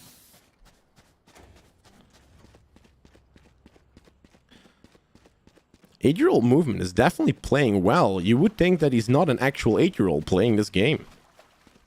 I don't know what you mean. Well, your name says so. I have to believe you. Yes. They might kick me out otherwise. Next round has started, and of course we're holding multiple areas again. Someone is found in cave. We've got Vital Warship finding the entry kill against Banes, which is very important. And on the backside, unfortunately, Nacho does get killed with that Vandal. 4-4. There's 2 people minimum inside of that area of cave, and the rotation is happening from the other defenders as well. 8-year-old movement still holding down while we've got the lurking Viper in mid. You have Dylan going down, and this 8-year-old movement is still on a pretty good spot right now. With that satchel goes in very aggressive and gets the kill against Virtual Riddle. What movement is being used here? It's the gods actually trying to enter on site, and Vital Warship has someone from the back trying to enter. That Shorty, we know how he plays with the Shorty. Misses his first one, but does get the second one in, and Vital Warship with 4 kills this round secures round number 4, getting that 2-point lead. Oh, thank you, and welcome. Thank you for the follow, Zimbabwe and 420. Thank you very much. Flipping streamer, brother. Thank you very much. Thank you for the follow. I found you. It was a secret. So maybe just try to hide your name. Asking unrated Valorant players like they are pros. Oh yes, very much. What do you mean? You're a pro player? That is. He is a pro player. No information yet from Cave. We got the first shots coming in from Vital Warship, who has not gotten a kill yet. An 8-year-old movement who tried to go for an entry frag, doesn't find anyone yet. Seems to be that there's going to be a B push, and Soup on low HP. Sky is coming in to go in for that heal. Spike carrier is down. Soup finds the kill against Virtual Riddle, and the heal is about to come in as long as they can keep him back. No enemy on site yet. Facecracker is now on low HP as well, and the heals are now coming in for both of these players. All of the players almost down. You've got a flawless victory after 8-year-old movement actually goes in for the aggressive play that the enemy team never saw coming. 3-point lead after the perfect play of this team. They are stomping the enemy team once this train started going. Of course, this is like a steam engine. It needs a little bit of power in the first time. First 2 rounds were maybe lost, but then in the end, well, look where the train is now. It's going full choo-choo mode, and actually they are on point number 5. Nacho, I like your shirt. Thank you very much. Good work. Don't screw it up. Next round about to start. No information yet on Cave, meaning that there are 2 different weapons shooting the boom bot from 8-year-old. So there's a minimum of 2 players right here. Now multiple angles are here still being hauled. You've got the door opening, and luckily enough they can get one of the kills, but Vital Warship unfortunately goes down. Reyna's going in for the dismissive, and Nacho tries to get the entry frag on this Reyna player. One more sitting down in the area of door. Nacho finds the kill. It's 2 more attackers left, and they are already on pyramid. You have the ultimate now being used from Neon, and Krakow with the last 2 kills can enter that site perfectly and make sure that they now stop that spike from being planted. We've got this operator that can still be there for Vital Warship. The shields are coming in, and this now, of course, means that we have a good composition again. This is good economy-wise. Look at 8-year-old movement sitting on 14-4, sitting on that 3.0 KD. Facecracker sitting on 2.0 KD. These 2 duelists are doing their job perfectly fine as defenders. Also, thank you very much for following, not Neon. No information yet on that cave side. These defenders are not finding anything, and you've got Vital Warship stopping them from entering through mid. Perfect play from them. They take the man advantage pretty early on. Now the rotation happens to B side, while Face Cracker does find a kill, but has a little bit of damage.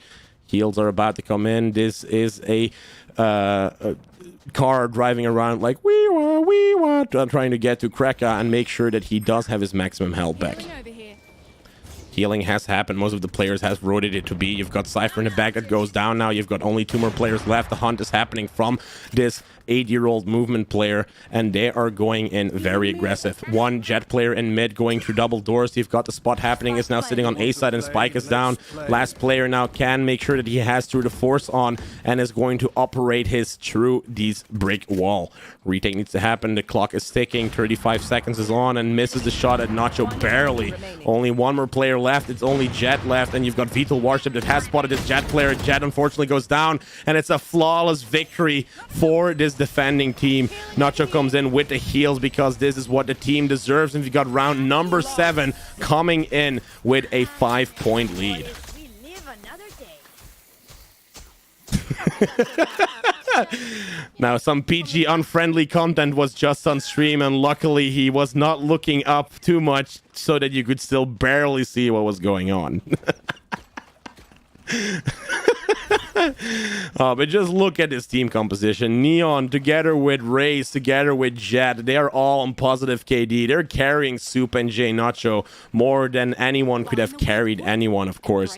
Now they've got all of their ultimates almost ready. Only Krakow, who has helped them in last round winning, does not have that ultimate yet. Showstopper comes in. You've got movement going in very far inside of that own area. Vital Warship finds that kill, now is being healed by Nacho, and they have the man advantage, but unfortunately movement does go down after he went for that aggressive play. Seems to be that there is going to be kind of like a cave push, and that is being held together by Nacho and Vital. While on the other side, there is a kill fallen down. Face Cracker very far away into their spawn, meaning that they are now in a situation that he could try and lurk people from the backside. Now they are still in mid. Unfortunately, Chamber does find the kill. Bainesy goes down. It's a 2v2 situation. 1 minimum in cave, and you've got Nacho finding that kill and the spike inside of that cave area. Only Cypher left. They don't know exactly where he is. Nacho holding backside, and that's where he's getting killed from the spawn. And now it's only Vital Warship in the situation. Has the spike on his side, knows exactly where Cypher is going to be, has that operator, and now can hold the perfect angle. You have that ultimate from Cypher being played, does get the Cypher spot, and now Vital Warship is in this 1v1 where the enemy Cypher knows exactly where Vital Warship is. It's going to try and get a position on them. Cameras out, doesn't find him yet. Cage goes out. 28 seconds for enemy Cypher. He needs to be quick if he wants to get that spike down. Vital Warship finds the kill though, and you've got this round on the board. Round number 8 is in. Vital Warship does not lose these 1v1s, because how the hell would a ship lose a 1v1? 8-2, 6-point advantage. Defending team is taking this home, and now only a couple points away from match point. Hello, your 8-year-old. Welcome, 8-year-old. Welcome, welcome.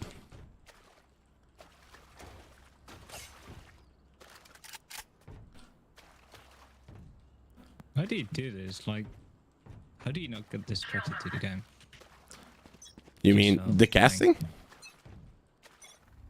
Get out of my way. No information yet in cave, meaning that there's no one here yet, and they have to watch out from mid and B.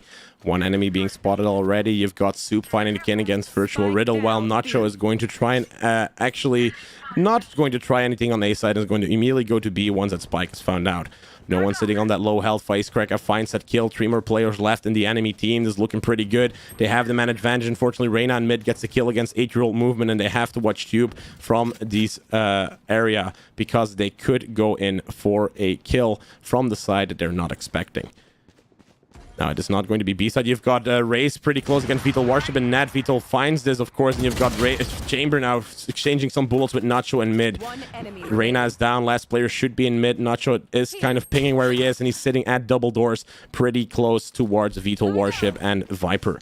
Face Cracker tries to get an angle on them as well, so they quarantine his last player. It's a 1v3, gets this slide in, but Cypher does get the kill. 120 damage on Cypher. He's pretty low. 1 bullet can actually kill him.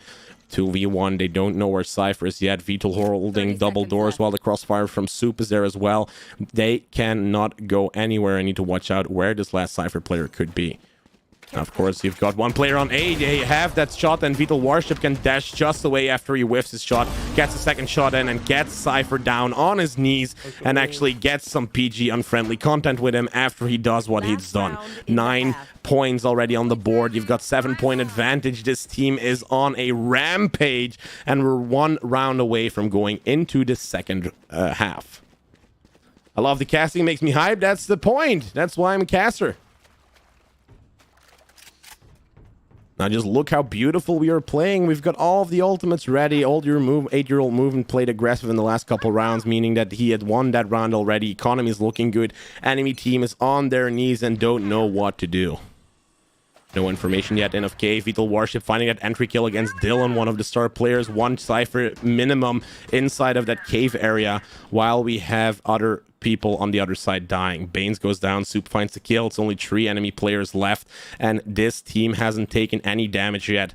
Kreka coming in for the back. The enemy team has to watch out for this player. 8-year-old tries to go in for a very smart movement, and you have Kreka having his ultimate ability, getting 2 kills already. 3 kills for FaZe. Kreka actually secures that win, and you've got round number 10 on the board after they did never expect Neon coming in from the back.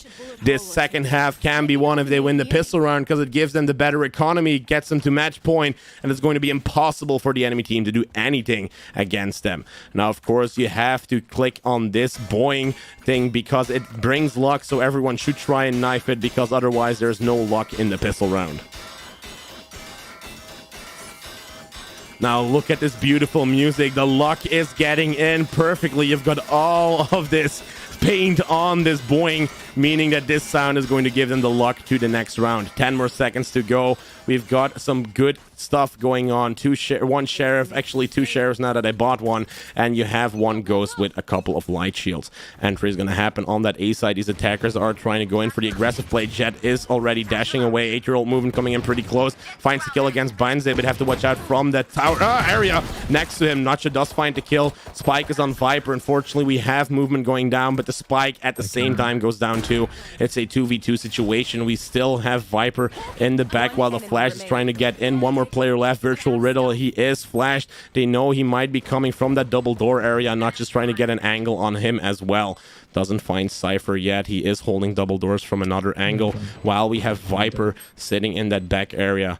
As long as we can crossfire him, there is no way the Cypher is going to get through. He doesn't need to do anything. Unfortunately, Nacho goes down. The Sheriff shot gets him. It's a 1v1. Soup is in this last position. Cypher has gotten 55 HP damage. Can Soup still win this by himself? Right click comes in with a classic, of course, and finds the kill against Soup, against Cypher. And you've got round number 11 on the board, 1 point away from match point. They'll lead us right to the enemy. You see the lucky booing help, the lucky booing help. You got the right click, of course, coming in at that last second for this last player, and you've got round 11 on the board, meaning that there is 1 more to go until match point, and this team cannot be stopped. 1 more second to go for the next round. It seems to be that this is going to be a push to A again, while this time Nacho has the spike. Viper wall is already up, meaning that they can now go triumph for the entry. You have someone sitting pretty close to the corner, going to swing both of them, but you've got another Bucky kill, another one for J-Crow, stopping the attackers actually from coming in, and a 3rd kill from J-Crow with that Bucky. A Bucky in that corner is definitely one of the corners that need to be checking next round, because there's no bonus round this time, as the enemy team has completely killed off the attacking one. No luck this time, because they haven't probably knifed the Boeing very much in that beginning of the round, and as they're going to be pushing 8 more, they should be knifing it a lot more. 10 more seconds until the next round is going to be beginning. 1 more round until they get to match point. The enemy team needs to try and find out if they can get into a position where they can stop the enemy team from getting that match point and winning the next round as well. Nacho going into the backside from this area, has spotted the trap wire and spotted already where it's immediately destroyed. You've got a Marshall from these enemy Cypher player. Entry of sight from Vital Warship unfortunately goes down. You've got the trade that can happen any round now. Facecracker goes down too. Old movement. Fortunately in a bad spot right now, and Nacho is also trying to get a kill against these other players, and one more player left. Nacho is running for his life with that Marshall, is going to try and find these 1v1s immediately as he's running away for his life. Gets one shot in, gets that headshot too, needs to watch out from the back because he knows there's a player going to be entering around this corner immediately. Gets one shot in, but not enough damage to kill this last player, and you have the last kill falling from Benzi. 11 points for Nacho's team, while we have 4 points for the enemy team. They still have plenty of time to get their tactics under control.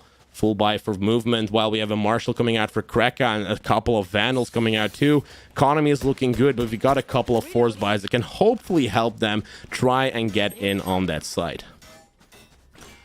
Yo, what's up, Robert John? How are you doing, bro? Welcome to the stream. 11-4.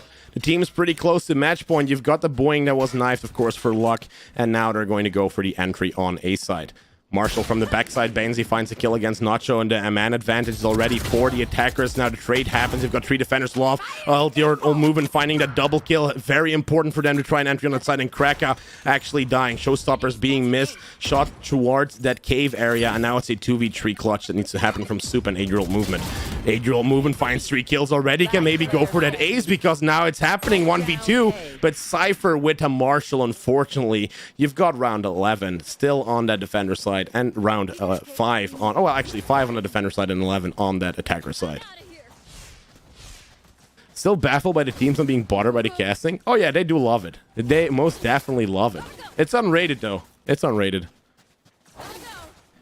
Well, how is this tactic going to be going? Because we did a full push to B, we did a full push to A, so let's look at Vital Warship, the actual pro player that's going to be actually helping us this round.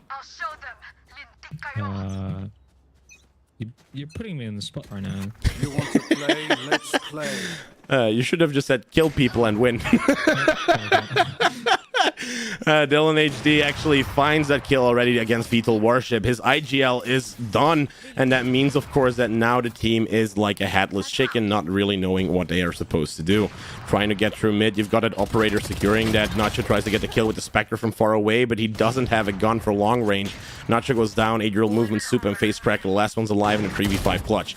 8-year-old movement goes down. You've got the attackers, of course, with Vandals. Very hard for them to do. And then Soup, who's down on that spawn, finds the skill with the Sheriff and maybe steal a gun for next round.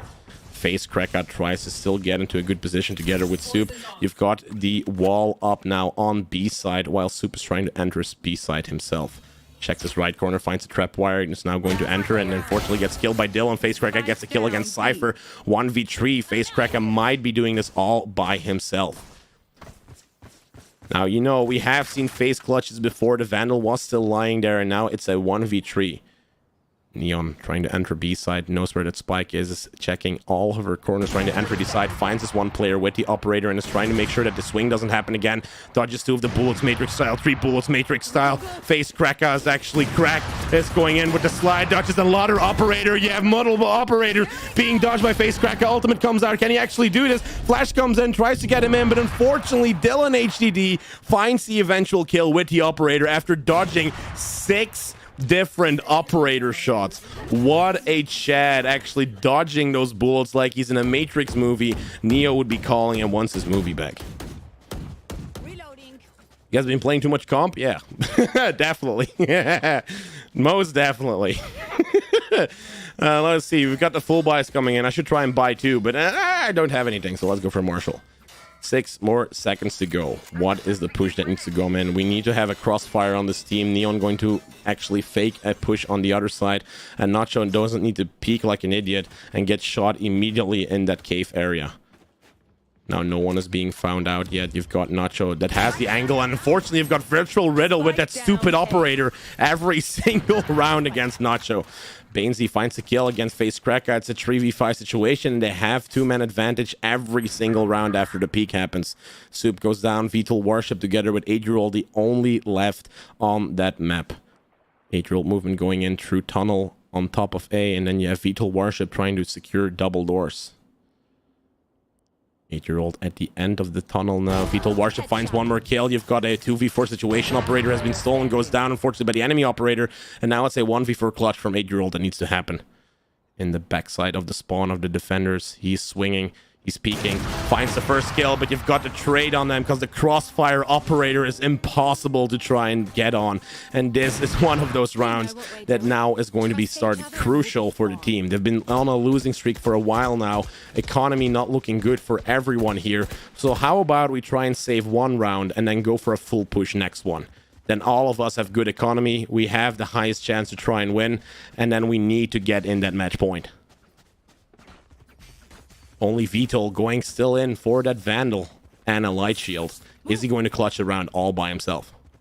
Oh, actually switches just in time to get his credits up and aligned with his team. Now going to try an entry side. You've got the knives coming in. Vital Warship goes down. This is the reason why we didn't buy. We were just going to go for a fast entry because there's no way we're actually going to be winning this. The dog is out, tries to stun the enemy team. You have the one stun happening. Nacho goes in around the corner, gets maybe a classic kill. Not, unfortunately. You've got too many operators that you have to dodge. This is an operator fest. What the hell is going on? Soup in backside of B while we have 8-year-old in mid area where they're trying to get in on that side itself. Is being spotted right now, knows exactly where Soup is. 8-year-old movement is coming in for the help. Rightfully comes in against Cypher. Cypher is down. 2v2. This can still be won. Oh, the miss from 8-year-old movement with the operator. Showstopper comes out too. You have the dodge from Soup. Showstopper unfortunately does not find a kill. Right clicks are coming in. Soup in a 1v2. 50 seconds on the clock. He still has time. 28 HP. The wall goes up. Gets a kill against Virtual Riddle. Can actually get a sniper, but no! The last kill from Dylan. A low buy round ending up in a 1v1. This was one of the closest that they have gotten against the enemy team. But the good thing is now they can have the operator too. They can have the Vandals too. This is going to be one of the rounds that they're going to be switching up this entire stuff and hopefully make sure that they get match point in. You need to out. You need what? Ult. Use your ult. Oh, my ult. Okay, yeah. Okay, I will. Easy info. Easy info. Seek them out. Ultimate is immediately going to be used. Hopefully we can use this as well to get into a position that is going to make sure... Oh, the Boombot! Ah! Boombot almost got Nacho here. They know exactly where they're going to be. And Nacho's going to go for the peak where he dies every single round. Haha, no one there. This time Nacho didn't die. 5-5. Dylan does find a kill against Vital Warship, unfortunately. And this entry on A side can still try and happen. One more down on this double doors. Nacho goes down against Dylan. The reflexes for the enemy team is just too good. And it's a 1v4 situation for Face Kreka to do it all by himself again. Cypher Case, good job. He's going in for the entry. They know exactly he's in double doors now. And Kreka is the hell out of there. And it's now a 1v4 situation still for Kreka that needs to do it all by himself. One more point until match point. Kreka knows how important this win is. But it's almost impossible against a team with full operators. I will never get used to the operator. Well, you're going to say op, probably, right? That's the good thing about operator. Going to swing on double doors, gets the first kill in. You've got these 1v1s happening, but unfortunately for Cypher, he does get the kill against Face Kreka. It is 11-9. 2 more points away from being tied. The attacking team needs to change something in their tactics, or it's not going to be working out. Yeah, indeed, Robert John. I made a difference clear, to be honest, but to be fair, but I just hate the way it plays. Oh, okay. Oh, the gun itself, you hate it plays. Okay. I get it. Now, there's going to be 2 players attacking to B. Neon going through that tunnel area as long as they have the man advantage, because that's the kill that they have to try and do. Let's not go for a too fast push and try and get what the enemy team does. Win these first fights that are most important and then use that to your advantage is, I think, what we have to do. No one still yet on B side. 8-year-old movement goes down against Dylan. They've got these operators just holding angles. It's just too hard. Fetal Warship by himself in mid. Double doors has to watch out. Unfortunately gets killed by J-Crow. Spike goes down too. And now it's Soup that actually gives him the spike somehow. Cypher finds a kill against JNacho. We've got this last player alive again in a 1v5 clutch. Finds a Guardian kill against J-Crow after he jumps up with that satchel. Maybe tries to get the kill against Banes, but the stun is just not in time. Very close for this team. They're now sitting on point 11, and this enemy team unfortunately is getting closer and closer. Now, it seems to be that this has to be another safe round if they do want to get a lot of, you know, better chance at the next round, because that's the only way that they're going to be having a full buy again. Hopefully, this is going to be the last round the team has to save and maybe even lose to try and turn this around in the next couple rounds. The operators are just as strong. You've got another operator coming in. Nacho can just dodge in time, and it needs to be a double push from multiple angles to happen. One kill falls. Nacho, unfortunately, is now in a position that needs help because there is one sitting at double doors. You have this race player now getting pretty close, and Nacho's being pushed from multiple in mid. All of the attackers go down. Only 2 more left. It's 2v5. Kraka is now on A side itself. Tries to get a kill against Jad, but unfortunately does not get the kill against Chamber. You've got Warship in a 1v3 clutch. Warship going to that B side. You know where that spike is, but the angle could have been held by an operator. You have that operator gets the spike down, but Cypher finds the kill against Vital Warship, and now we are in the rounds that are tied up. Is this going to be one of those games that they're going to lose, or are they now going to do the huge comeback?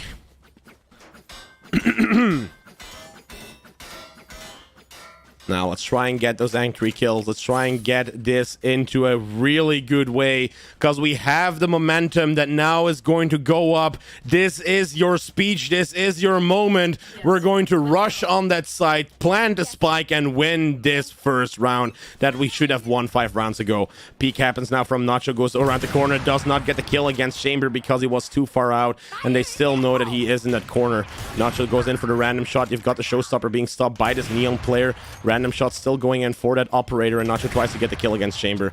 Man advantage is still with the enemy team, and you have Soup that goes down too, unfortunately. One more grenade to come out. You have this player coming in too from the backside as well. Nacho goes down. Vital Warship in a 1v3 gets one more kill, one from behind, one in front. Knows that this player is there. You have that operator there, and Cypher knows exactly where this last player is going to be. 11-11. If this Peaks comes in, Vital Warship might be able to do it. Gets a kill against Virtual Riddle. Now a 1v1 situation. We know Vital Warship is able to do this. He has his knives. Cage is up against Cypher and has the spike. 50 seconds on the clock. He's sitting around his corner. Cypher is holding this specific angle. 45 seconds. Vital Warship is going in for that last kill, but he is deciding how he's going to do it. Has his knives out. Still has his updraft. Still has his smoke. 35 seconds. The clock is ticking. Cypher is not here anymore, apparently. Checks his corner on the left. Checks his corner on the right. Tries to get on side. Is now on right pyramid, but he has spotted the last player now in that area from double doors. He's going to try and go for that plant. You have the shot coming in, and Vital Warship clutches the round. Round number 12, the round that they needed, the momentum that was needed. One more round to go. You have the match point. This team is doing the comeback, and just look at how Vital Warship carried his entire team in the end.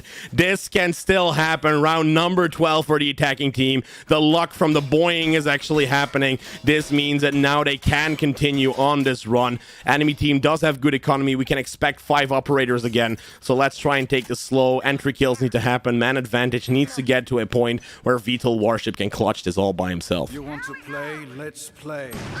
Vital Warship is down, meaning that this tactic is not going to be used anymore. But the operator can literally be stolen back. 4v2, we still have the man advantage. A lot of kills happen because of Neon going in very aggressively. Cypher and Jet are somewhere on that side, and they are still in mid. Plant is about to go down on A side. Kraka still in mid with his ultimate, and Nacho with that operator is going to sit on backside. Brains is down. They only need to find out where Cypher is going to be. This can still be won. Say I have Neon going in for a very aggressive play, while Nacho is going to hold down the backside in case he would be coming from there. No one there to be spotted yet. There is no information to be seen. Operator is still on both of the angles. Doesn't know where he is, and you got Soup with the last kill. Round number 13 is won, and they have gone to the open qualifier. Well played by the team. Hey, we won, baby. We freaking won. This is how you play. Woo! Whoosh. Oh, what a play. Perfectly played. We were standing on a 11 points against the enemy team that was sitting on like 3 or 4. They've won round after round after round. And literally in the end, we still win this unrated game after we whooped their asses in the last 2 rounds. Very well played by the entire team. I hope everyone that was in that unrated game did like what was going on. Because this is now 11 o'clock. We have done 2 custom games today. We've gone 2 unrated games today. Very well played, of course, by the enemy team as well, that gotten on our knees but couldn't kick us down. We found our energy back, gotten up again, and said, you're not going to win this fight. We are still going to win this. Vitol, thank you very much for playing in this game. It was very fun to have you in the custom game and in the unrated. I had a lot of fun. I think the players also had a lot of fun to actually be playing with a pro player. They've gotten an opportunity I think they haven't gotten before, even though that you said you whiffed around. Also, RJ, now that you're here, you should watch out for a TikTok coming in the soon future. Vitol is in it. It's the funniest clip you will see in your entire life. It's going to be such a good one. It's going to be hopefully be shared everywhere because it's one of the funniest I've ever seen in my life. And this is going to be the end of the stream, though. It is going to be 11 o'clock right now. We always ended on 11 o'clock. So this is going to be one of those scenarios where we're going to be raiding someone. So let's try and see where we're going to raid. And everyone knows we're going to be raiding someone that is playing Valorant so that we can cast them once we have raided them. And that's going to be content as well. So let's go to Twitch. And let's find out if anyone in my follower list is actually playing Twitch. Let's see. We've got someone, but we've raided her a couple of times. We've got It's Timmy, but he's sitting on like 9,000 users. I mean, I could try and raid It's Timmy and then cast It's Timmy, but it's not going to be anything awesome yet. Like, I want to get a little bit bigger before I do stuff like this. We actually have a Belgian Belgian streamer that is playing Valorant. Let's go for her. Is she? Wait. Oh. Let me watch this commercial. Let me see if she's actually on the set on her channel itself. But I hope you guys know of someone that is called Twoozy. Do you guys know who Twoozy is? Raid Shadow Legends. It was Gran Turismo. But Twoozy is actually playing in custom games? They're doing custom games, actually. Okay, so let's go for Twoozy. For people that don't know her, she is a variety content creator. She is a Belgian content creator. She is a lot of fun. She has a very good vibe across the board, and definitely one of those Twitch streamers that you can follow that is also, by chance, someone from Belgium itself. So let's go for a raid to Twoozy. And actually, if you want to have a raid message, you can go... Well, actually, no. Let's not do a raid message. Let's just go silently, because she does have 200 viewers. She doesn't know who I am yet. Let's raid her a couple of times, and then at the end say that I'm going to be raiding her. For now, though, it was the end of the stream. Thank you very much for being here. Also, thank you here as well, Vitol, for joining. And hopefully, I will see you next Saturday, where we still will be casting our very first custom game once you start joining into the lobby. Until then, and I hope to see you again. Bye-bye. Kapow! Whoosh. Whoosh.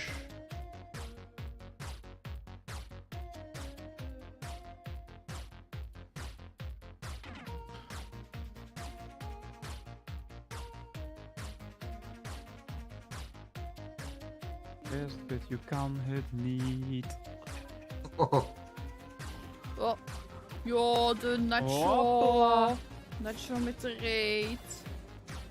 Ik ben echt nog sneller naar een nachtwinkel geweest. Ja. Maar dat is toch niet... Ah. Bad friend. Thanks for the lure, Klinko. You were playing Valorant. Hey, thanks for the Hopla. follow. Dankjewel. Ik dacht dat wij ook leuk. Valorant gingen spelen. Is de game al veranderd of niet? Ja. Ja. Ah, thanks.